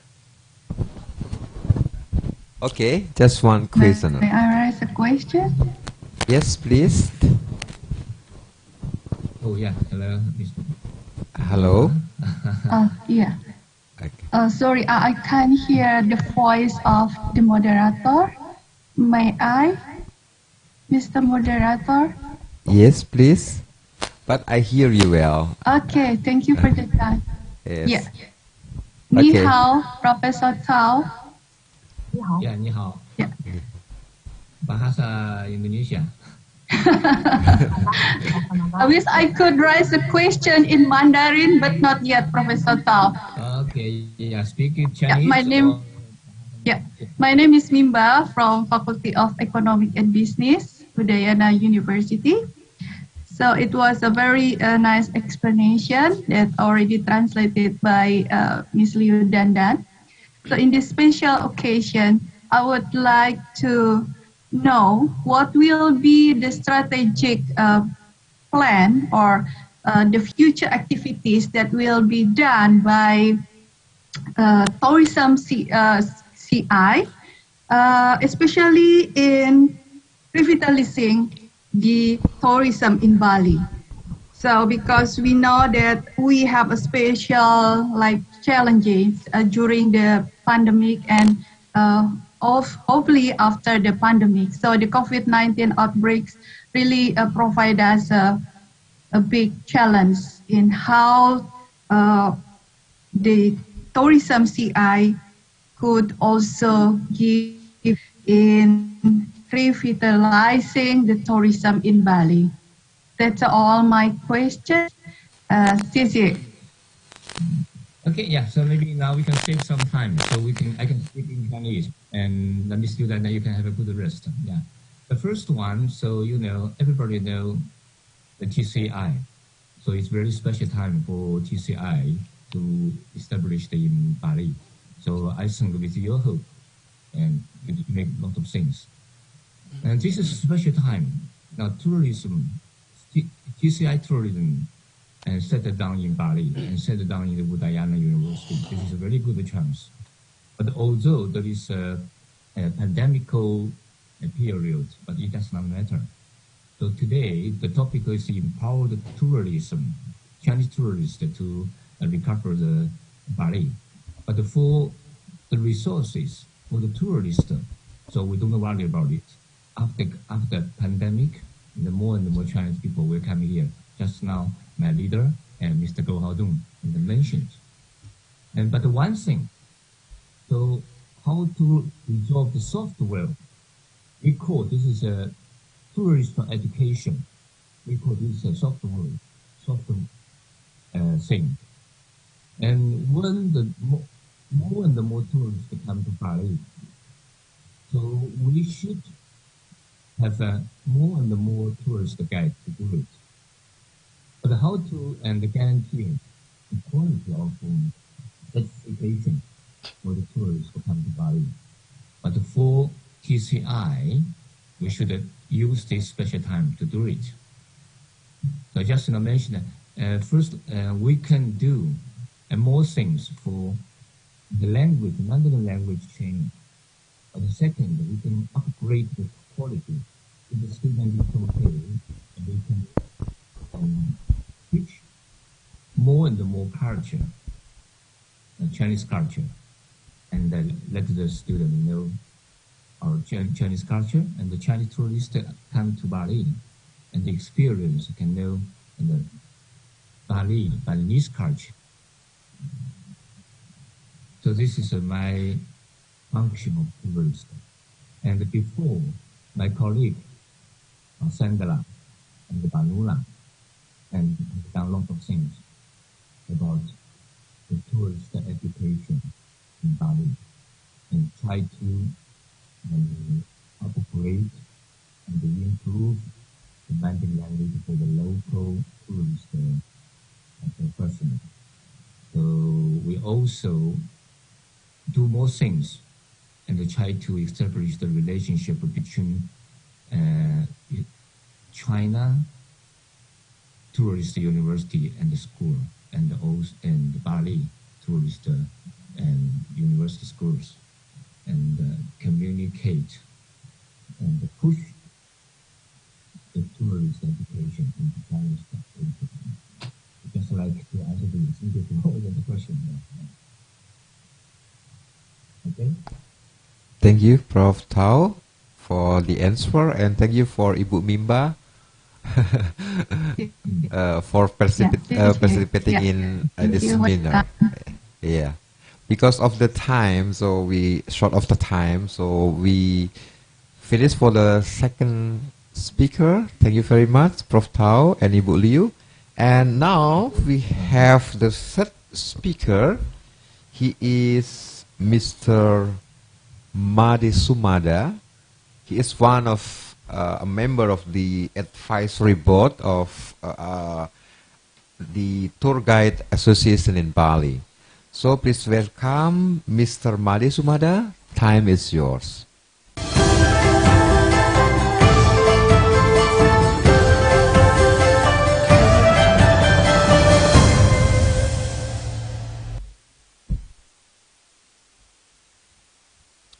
Okay, thank you very much, Mr. Moderator. Yes, I am Imade Sumada. I am a Balinese. You can see my name there, Imade Sumada. Sumada is my given name. Imade is my Balinese title, meaning that I am the second born in my family. I am here to represent the Indonesian Tourist Guide Association's chapter Bali to present a topic given by the organizers. The time given is so short, ladies and gentlemen, but I would like to take this very, very good opportunity to tell you all that the member of the Tourist Guide Association chapter Bali is more than 6,000 members. About 1,400 members are Mandarin speaking guide. Ladies and gentlemen, once again, because of the time, let me go directly to the topic given to me in relations with the empowering Chinese tourists for tourism's revitalizations in Bali. Next. So this is a topic given to me by the organization, I mean by the organizer, that is strengthening the exchange of Chinese culture, Balinese culture, and tourism. So one word I can say here is about the acculturations between the Chinese culture and Balinese culture. To see this acculturations, I would like you to see or to take you to a short tours, as I am a tour guide, so I'm telling you about the topic by the way a tourist guide speak to their guests. So let me show you the next slide. So here I start with a question. What is the relationship between Chinese culture and Balinese culture and tourism? To answer this question, ladies and gentlemen, I think the best way is to give you or to show you some pictures in Bali, because in Bali, between the culture, the religions, the traditions are entwined. They are not partial, or they are not free from one to the other. So let me take you to the next slide, ladies and gentlemen. So here is the exchange of Chinese culture and Balinese culture can be seen in various aspects.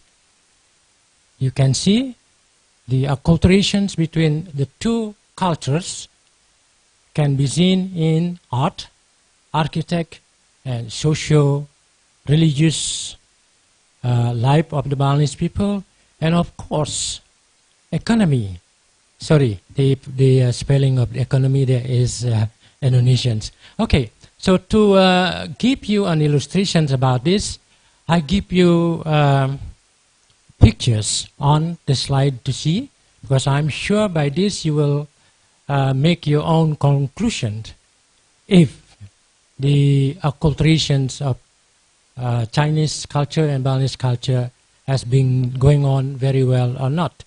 And I can tell you here that the acculturations between Chinese culture and Balinese culture has been going on very well since long time ago. Let's see the next slide. So here I am taking you to see some places of interest where we can see not only the tourists but also the local people can see the Chinese influences on the Balinese culture. So here I show you some interesting places. They are Balingkang with the legend or the story of Jayapangus, and Kang Chingwi. I have less G there. It should be Kang Chingwi. The spelling is wrong, so I'm sorry for this. Taman Ayun Temple, Puri Agung Keramitan, Wihara Dharma Yanakuta, etc. And you probably want to ask me, why those places? Yeah, because in those places, you will see a very deep influences of Chinese culture on the Balinese culture.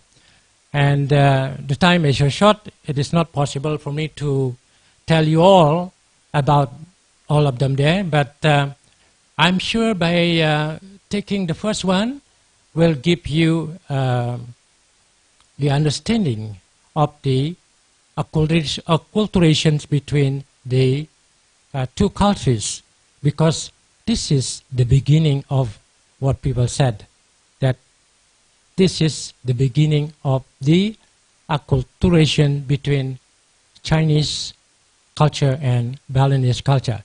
Okay, next. Okay, ladies and gentlemen, I think this is a very interesting picture for you. This is about Kang Ching Wei and Jayapangus. I think for you, particularly there in China, who never been to Bali, I think this picture is very strange. Very strange. The picture here tell us a lot.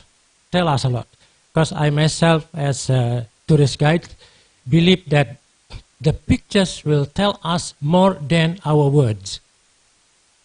You will have different way to see this picture.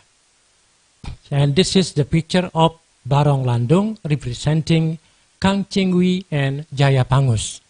And what is the story behind this, ladies and gentlemen? And I put there the place called Balingkang. So Balingkang is very much related with the legend or the story, or maybe, I'm sure this is not just a story, but history of the Barong Landung. Because I'm not an academician, so I don't have the academic data about this. The way I tell you is the way of the tourist guide to speak or to talk with their guests. Balingkang, ladies and gentlemen, is a very big village located up there in Kintamani. The story behind the Balingkang is that once upon a time in the 12th century, it was the beginning of the relationship between Chinese culture and Balinese culture, or the acculturations of both cultures. There was a Chinese rich traders arrived in Bali, accompanied by his people and his beautiful daughter. On his arrival, he made a decision to meet the king of Bali, Jayapangus. So Jayapangus was the king of Bali at that time. And to meet the king, he was accompanied by his people and his beautiful daughter, Kang Ching Wei. The first sight of Jayapangus to see Kang Ching Wei, he fallen in love. He fallen in love with Kang Ching Wei. And Kang Ching Wei herself also did the same. And they decided to get married. But the religious advisor of the king did not agree that Jayapangus to get married with Kang Ching Wei, because he believed that if he did something badly would happen to the palace of the kingdom. But Jayapangus did not listen to the advice given by his religious advisor. If I'm not mistaken, his name is Empu Siwa Gandu. And it's true, something badly happened. The palace of the kingdom was badly destroyed by a big flood. And Jayapangus decided to move to a place which is now popular called Balingkang, where there is a temple called Dalam Balingkang, Pura Dalam Balingkang. You see here, this is Pura Dalam Balingkang. What I want to show you here, ladies and gentlemen, is The word Balingkang is derived from the word Bali and Kang. Kang probably is one of the, I don't know what name of a group of people in China at that time, or we call in our language as Marga. And on the slides, on my right hand side, is a shrine located in the Pura Dalam Balingkang. Pura Dalam Balingkang is a very big one, and it's believed that the locations of the old palace of Jayapangus. So it was the locations of the palace of Jayapangus. So that you can see there on the slide on my right hand side is a special shrine dedicated to what is called as Ratu Subandar. Ratu Subandar, it is believed by the local people as the goddess of trade or economy, and it is decorated mainly by red culture. When people celebrate the birthday of the temple, many people come to this temple to worship both Balinese and Chinese people. But you see, the way they pray is like the Hindu Balinese people do. They are dressed up in traditional Balinese costume. So here you can see the acculturation between both cultures are very strong. Ladies and gentlemen, that is not the only one. Let's see the next. Next slide.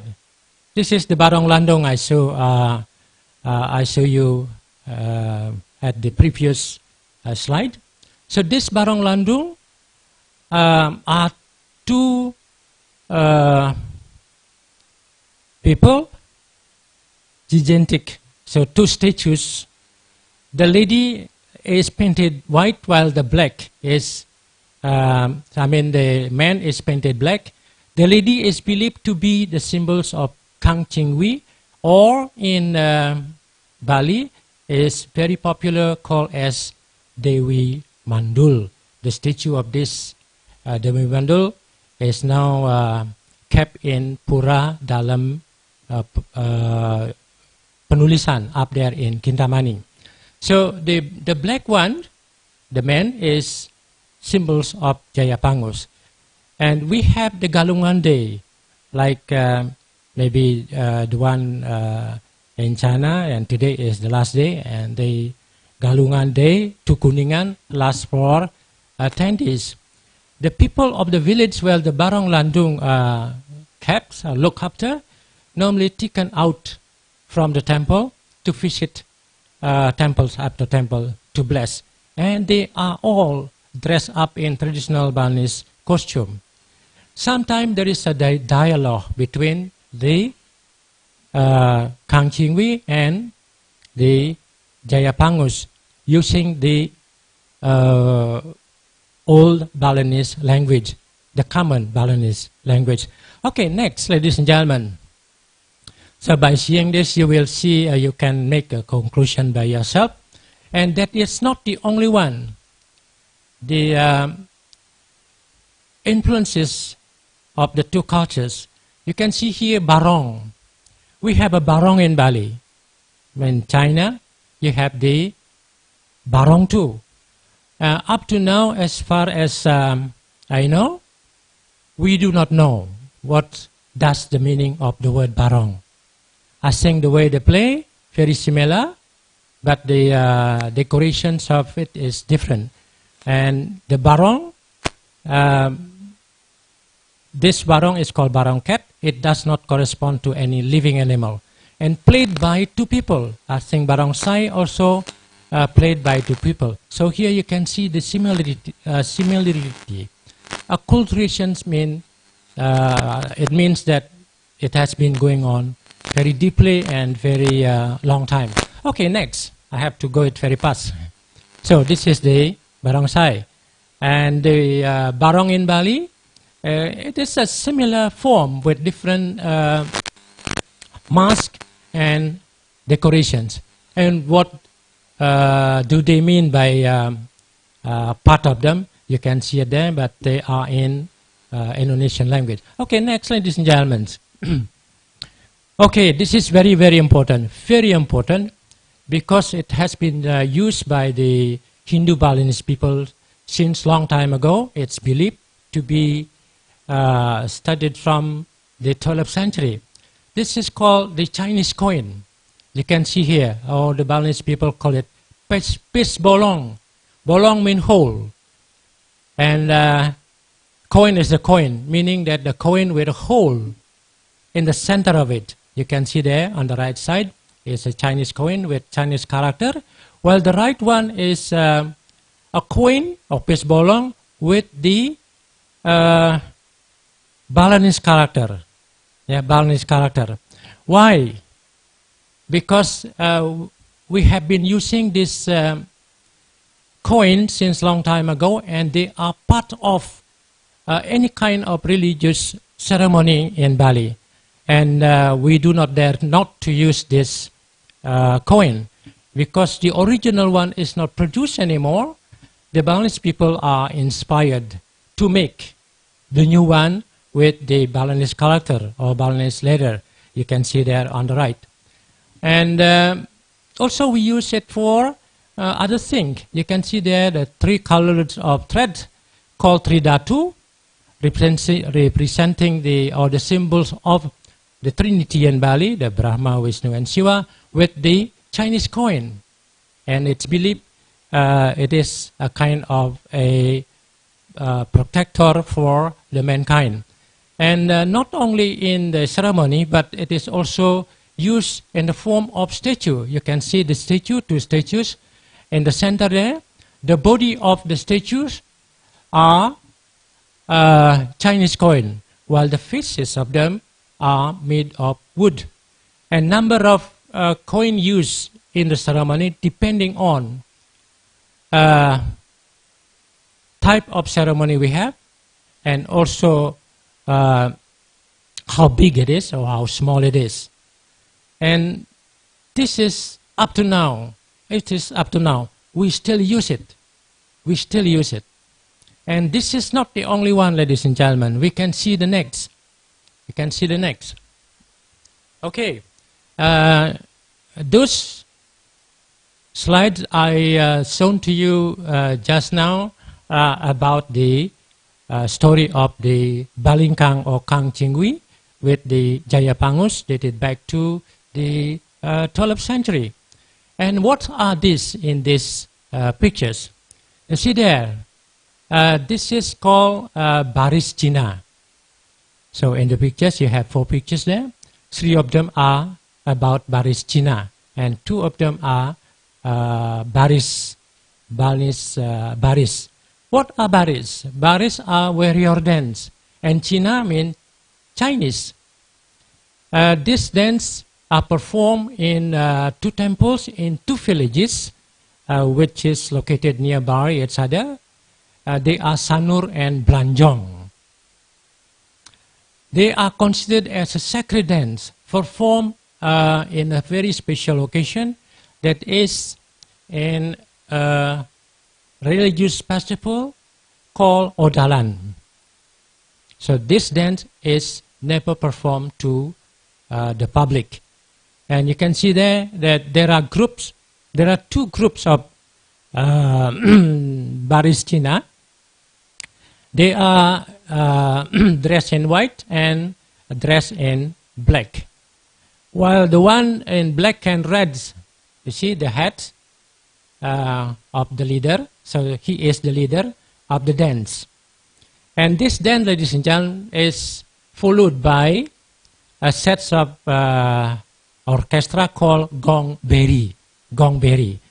So what I want to show you here to make a comparative or comparisons between the Balinese baris, because we have so many baris in Bali, and name of them is different. Well, the one you saw there is called Baris Cina and Baris Tombak. So the name of them depending on the attributes of the baris and the way they dance about it. So I believe here that the relationship between both are very strong. very, very strong. Okay, next. Ladies and gentlemen, so I show you here the orchestra called gong. But when they performs the dance, this is not the only one, but there are other instruments used. They are called gong. So what is the difference between the gong berry and gong Bali? So the left one is gong Bali. You can see the one, the cylinder, small cylinder in the center. So that is the difference. Excuse me, Mr. Sumade. You of the time, so can you make it faster, your presentation, please? Okay, thank you very much. So I think we need long time. I have so many things to show you here. If it's so, please, quick. I want you to show some more here before I finish my presentation. So please. Okay, this is just black. It is actually a short video about the way, very short one about the gong berry. Please just show it very short. See, this is called gong berry. The set of gamelan orchestra played to follow the baris Cina. I think it's enough. Okay, just to give them an idea how the gong is played for the Chinese baris. Okay, let's go, maybe in 1 minute, go to the next one, the next slide, please. Okay, the similarity between Confucius and Hindu Balinese people are, I think we both are worshipping ancestor. I hope I'm right. If I'm wrong, please excuse me. And we use also similar things like here in Bali we call dupa or incense. I think in China you call it hiu or something like that. So we both are worshipping ancestor. Okay, very quick. Okay, yeah, let's go. And in the ceremony, ladies and gentlemen, this is a very glorious ceremony called cremation ceremony, taken place by one of the royal family in Bali a long time ago. Why I'm showing you this is there are two important things from the Chinese culture should be in this ceremony. Okay, next. Okay, go. They are lampion. In Bali, it's called damar kurung. This damar kurung is normally put before the entrance of the compound of the dead as a symbol of the ceremony itself. So if there is people, pass by people, see this, they will know straight away that there will somebody be cremated very soon. Okay, let's go. And this one is called kertas ulantaga. Kertas means paper, so the paper of ulantaga. This paper, it is said that this paper is imported from China. This paper is used in every cremation ceremony. Up to now, no one can explain us why we use this type of paper. Why we use it. And also, priests in Bali do not dare not to have this paper in the cremation ceremony. So you can see here how strong the Chinese, the influences of the Chinese culture in our tradition. So the acculturations has been going on very strong. Okay, let's go. I just want to show you this. This is a very social life, very popular in Bali, about playing card called ceki. The ceki, the card is called cekian, and it consists of 120 cards. Okay, it is believed that the people brought it to Bali a long time. This is the way they play. So 5 people sitting together, and here there are 3 cards, very, very, very important, very interesting to know. That is kunci, Cina, and Raja. They are always together in the Balinese language. That is called serigat. So we have a joke in Bali that where there is a king, there is a key, and there is also Chinese. And some people also say that the key of the king is in the hand of China. So I don't know. This is just a joke, ladies and gentlemen. So you can see here very strong influence of Chinese influences. Next is about the ceramic. I want to show you. Okay, this is the one. Very, very interesting. Very interesting, I think. This is the Puri Keramitan, Puri Agung Keramitan. Maybe not many, not so popular yet about this. You see, I show you here 3 different pictures. It's the entrance of the Puri Agung Keramitan. The Keramitan was established in the 1634, but according to the youngest sons of the last king of Keramitan named Gus Turah Indra, he said that when people dig up the lands over there, they found a lot of ceramic, and they believe they are from the 13th century. You can see there below, okay, please come back. You see, one of the building there is decorated beautifully with ceramic, The 3rd generations of the royal family decided to use all the ceramic found there to decorate a certain object, a certain area or certain building of the Puri, and that part is considered very sacred. And they said that, or he said to me that there is a statue, a ceramic statue found there, which is now called Ratu Dukuh, and he said that there are only 3 in the world. One is in Bali, one is in Vietnam, and one is in China. It is now kept in the building there on the left. Okay, that is a kelenteng in the palace. In the palace, we can see the statue only once in 210 days when people celebrating the birthday of the kelenteng, and all members of the royal family should be in red. No one, no exception. Whoever want to join the ceremony has to be in red. And the center is one of the ceramic used in the palace. Ladies and gentlemen, I think to talk about this, we need quite a long time. I hope you get something what I'm presenting here. If you have any question, please don't feel hesitate. I hope I can be of your help to find the answer. Thank you. Thank you, Mr. Sumade. It was a very nice presentation. We know that the acculturation of Bali and China, it was from long time ago, and this is in the era of pandemic. It's when we make a reflection that it was all the potency, how to improve, how to revitalize the tourism in Bali, talking about Chinese tourists. So I mean it must be explored anymore about the potency of Bali and China acculturation. So thank you very much, Mr. Sumada, and we invite one speaker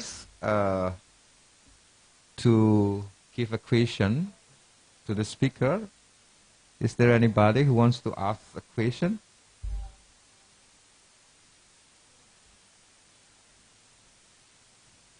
Or if you are not in Bali, you may see it if you come to Bali of the Bali and China acculturation.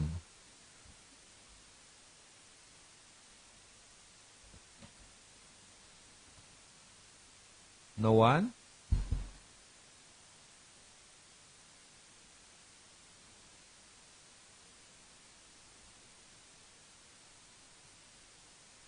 Okay.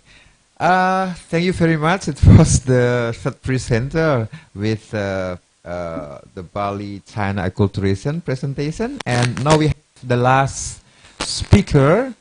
He is Mr. Henry Hidayat. He is the director of Oriza Holidays, travel agent in Bali. And please welcome Mr. Henry Hidayat to present your insight and knowledge about the pandemic or the empowering of Chinese tourists regarding the tourism revitalization in Bali. Please welcome Mr. Henry.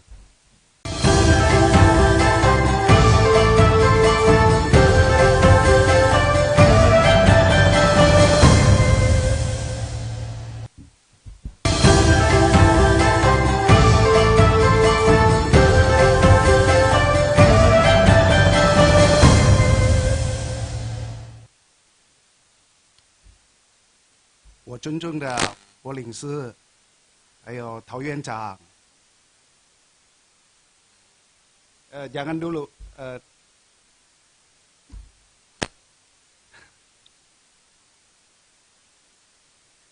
再来一次，我尊重的国领事，还有陶院长，还有刘老师，你们好啊。Yang saya hormati Wakil Rektor Profesor Wayasa dan Pak Sandra, ya, Om Swastiastu。好，在这里我要用印尼文跟大家来分享 ，OK？ Di sini saya pakai bahasa Indonesia aja, oke? Nama saya Hendri Hidayat, oke? Saya adalah direktur dari satu perusahaan namanya Orisa Holiday. Saya ada suatu praktisi dalam industri pariwisata khususnya di Bali. Pengalaman saya main di pariwisata hampir 30 tahun. Oke. Hari ini akan saya share pentingnya Mandarin dalam dunia pariwisata Indonesia. Oke. Ini adalah yang akan saya jalankan PPT. Oke. Oke. Next. Please next.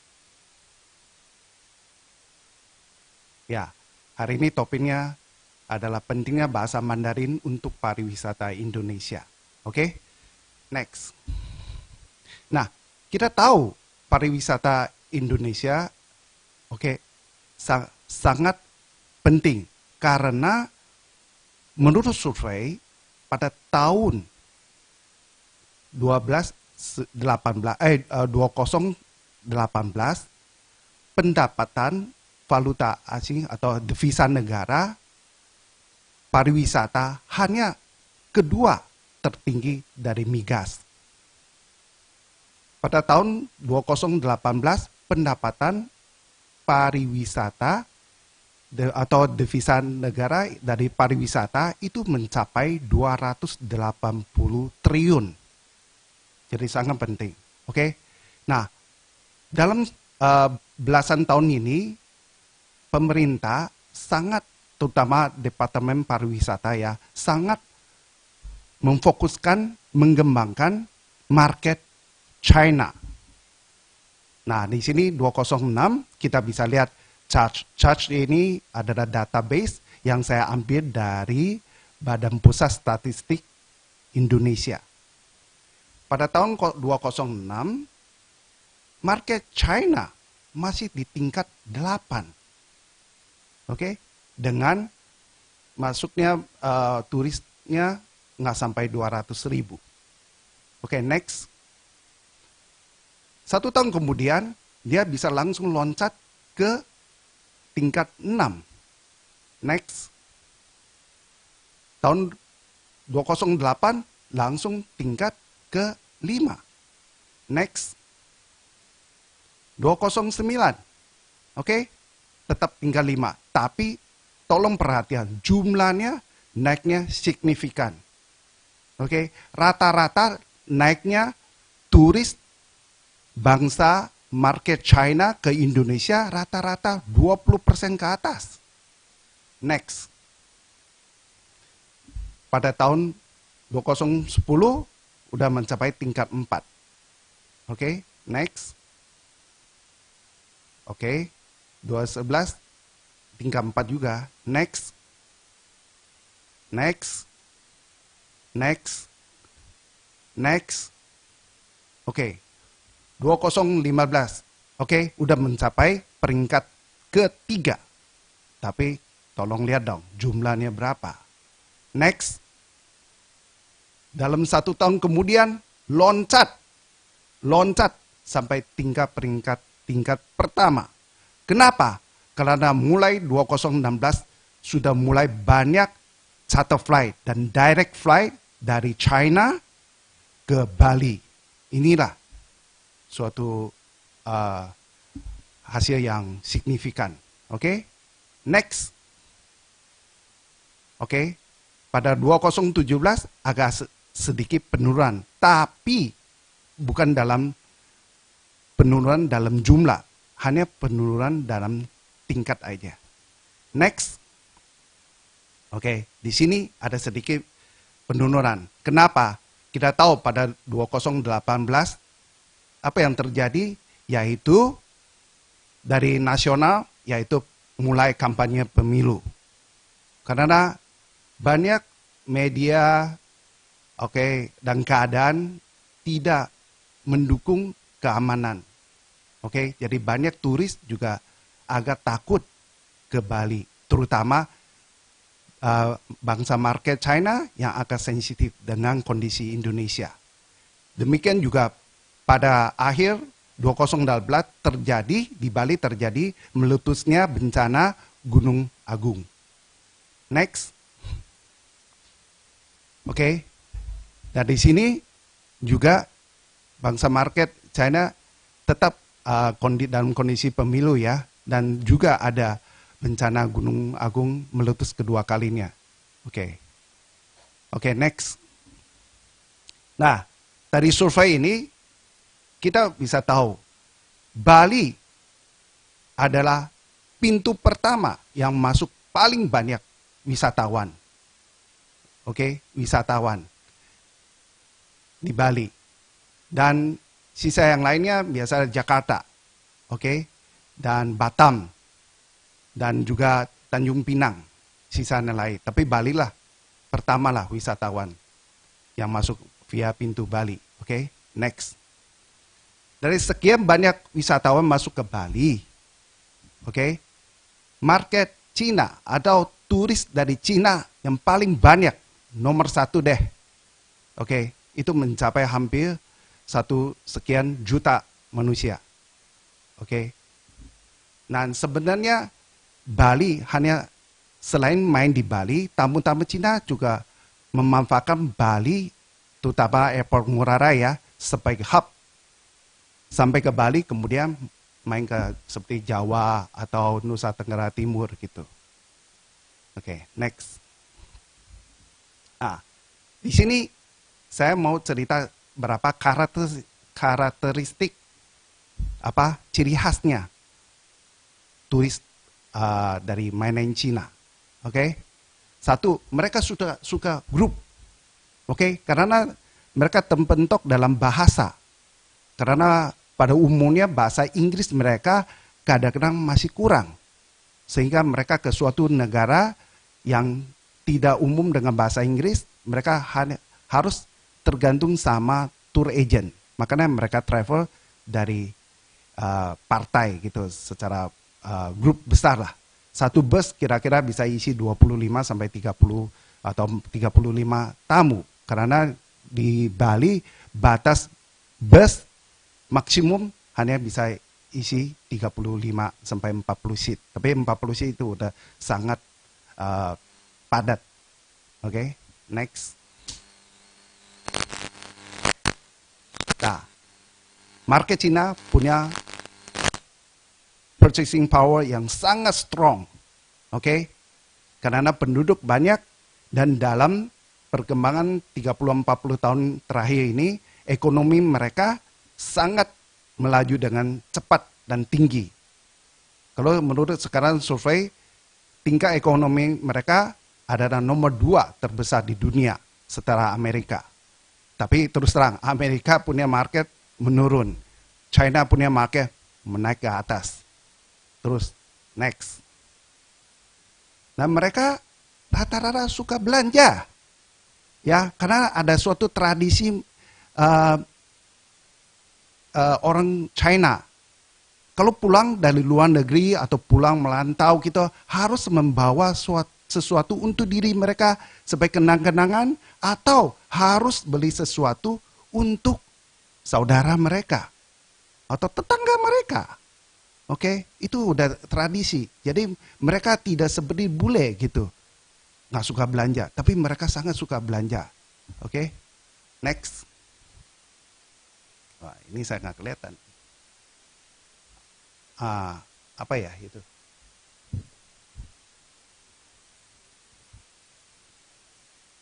Maaf ya.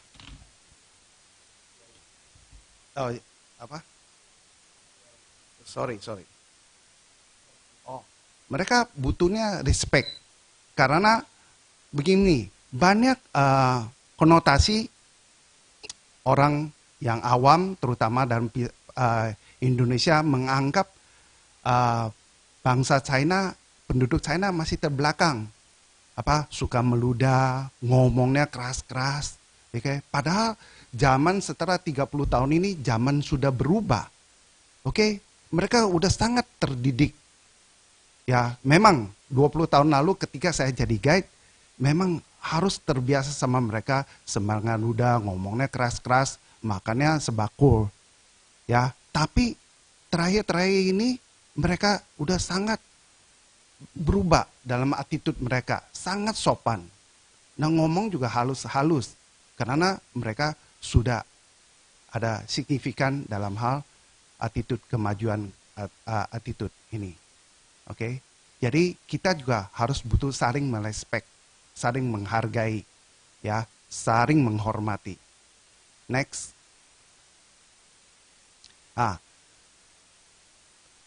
Tamu China ada sejenis tamu yang sangat easy going.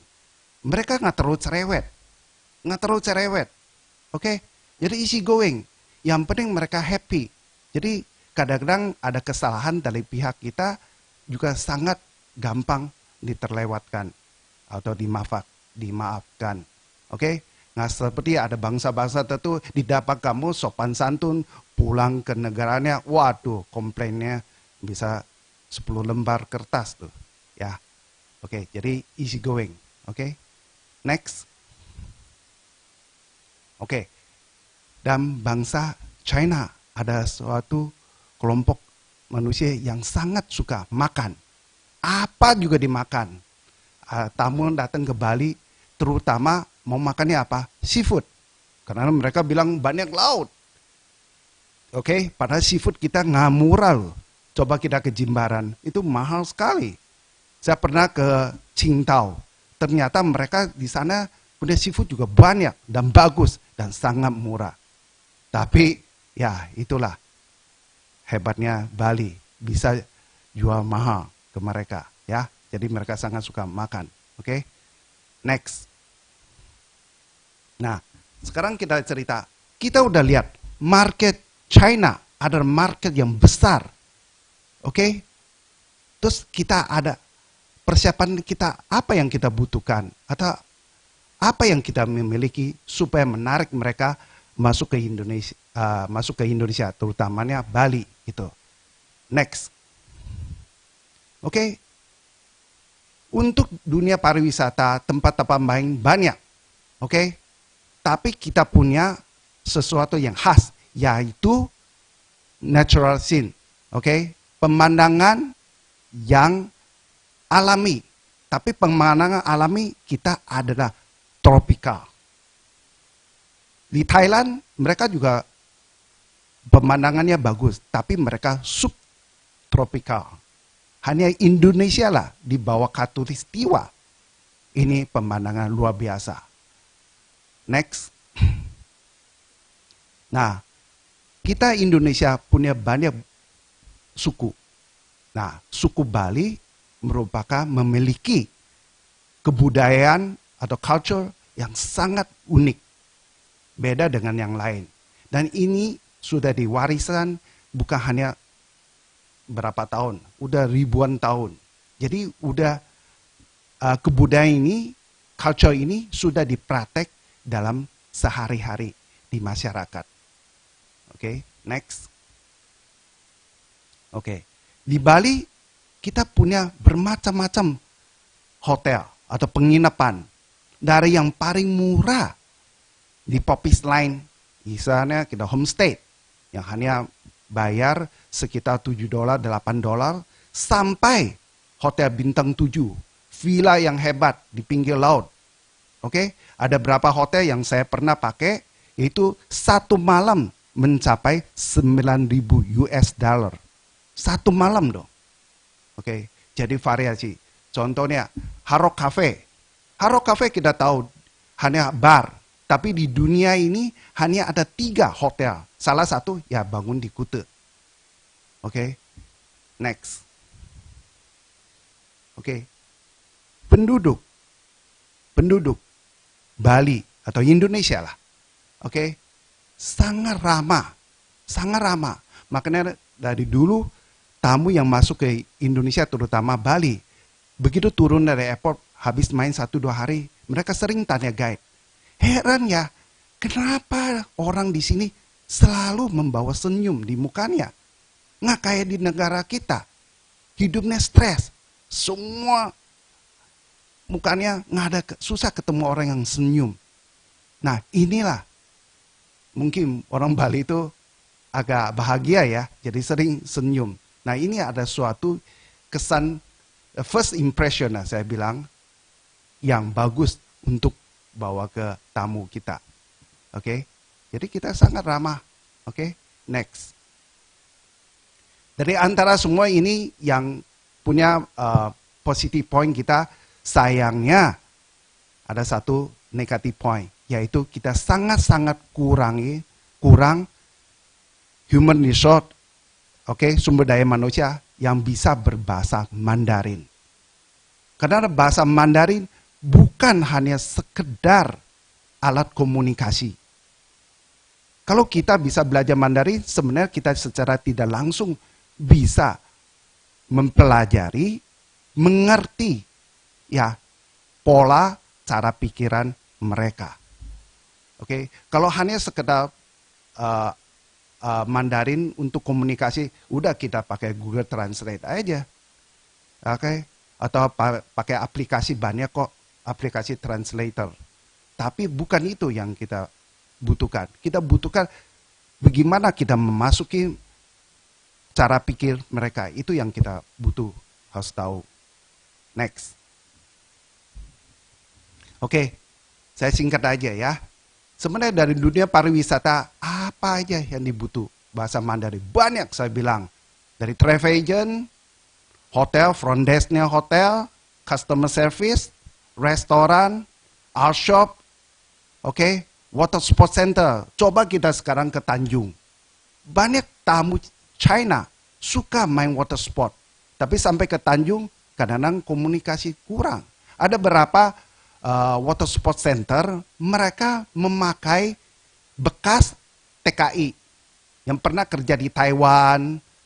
Mereka tidak pernah secara formal dapat pendidikan, tapi yang penting bisa ngomong pakai bahasa Mandarin deh. Akhirnya mereka dikerjakan di sana dengan gaji yang jauh lebih tinggi daripada yang nggak bisa bahasa Mandarin.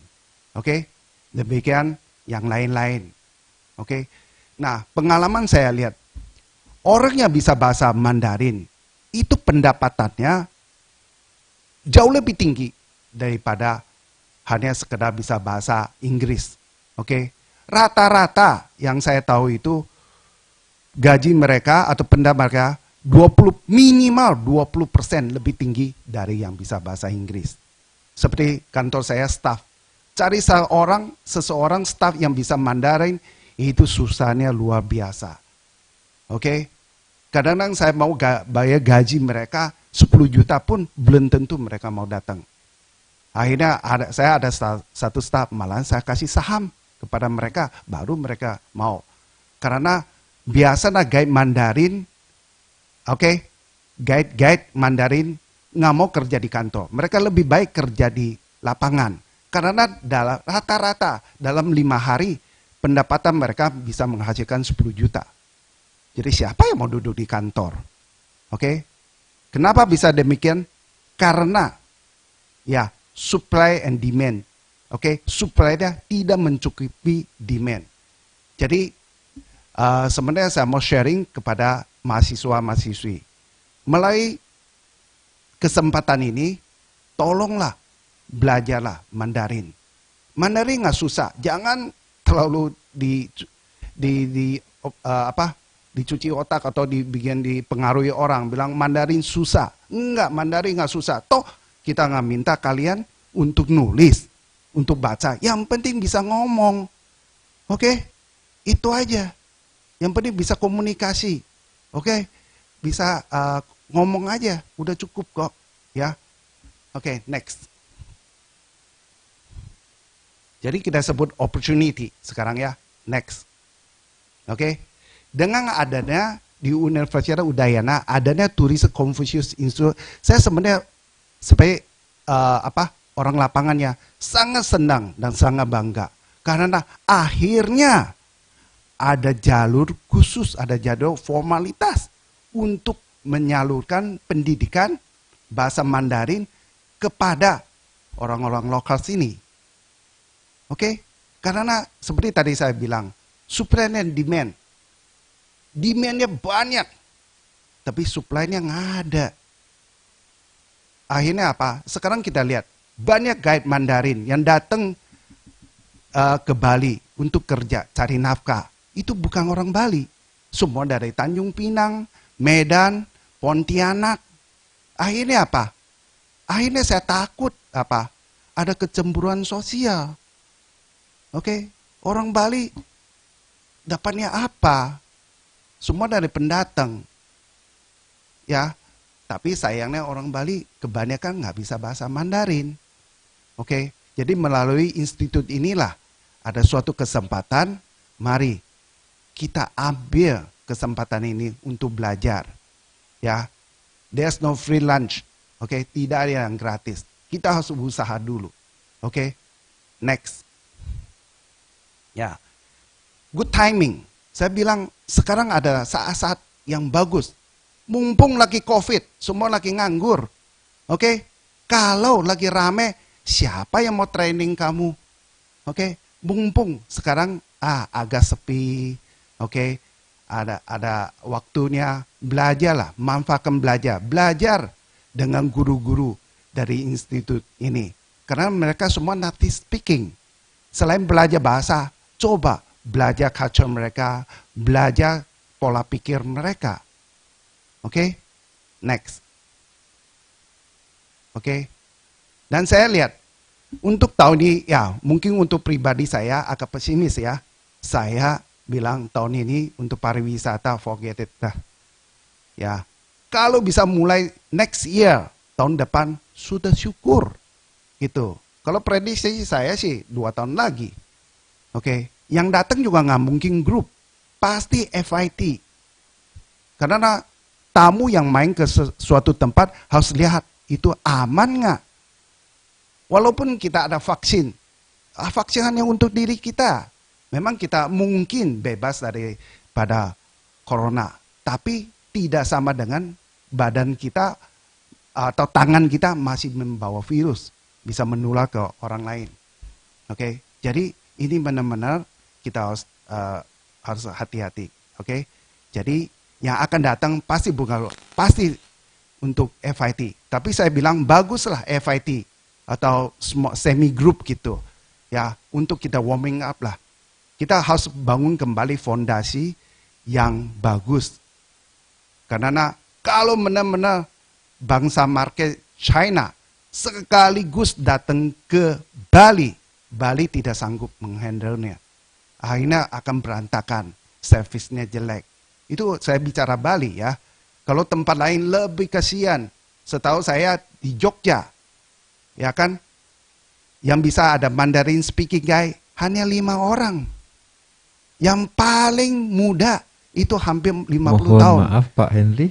Oke, ya, saya mau habis. Waktunya, ya, terima kasih. Yang paling tua itu udah 70 tahun lebih, masih jadi guide. Habis, tidak ada yang supply. Oke? Oke, sedikit sharing untuk hari ini. Terima kasih. Next, oke? Gongxi. Oke? The last day of a Chinese New Year. Oke? Thank you. Kongsi Pak Henry. Terima kasih. Thank you very much for your outstanding presentation.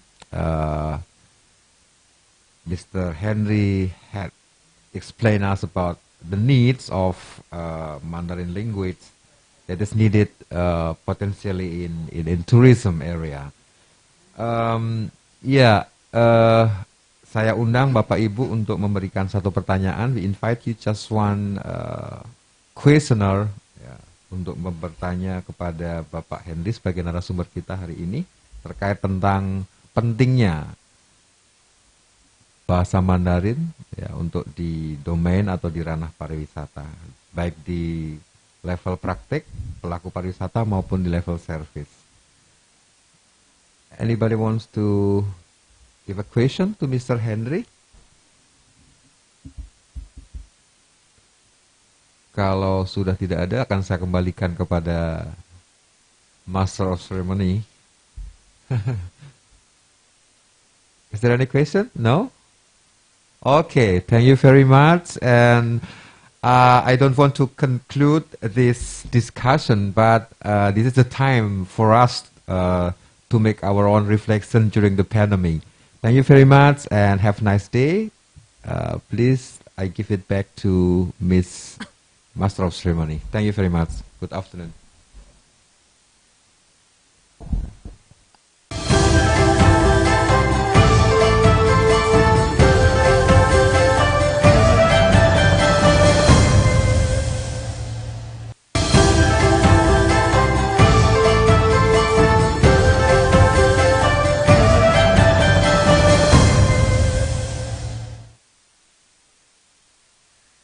Thank you very much to our respected speakers and moderator for the excellent and interesting discussion.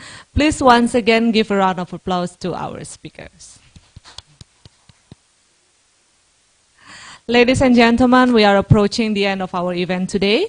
Thank you very much for your kind attention and cooperation. See you in our next event. Om Santi Santi Santi Om. Gong Si Facai.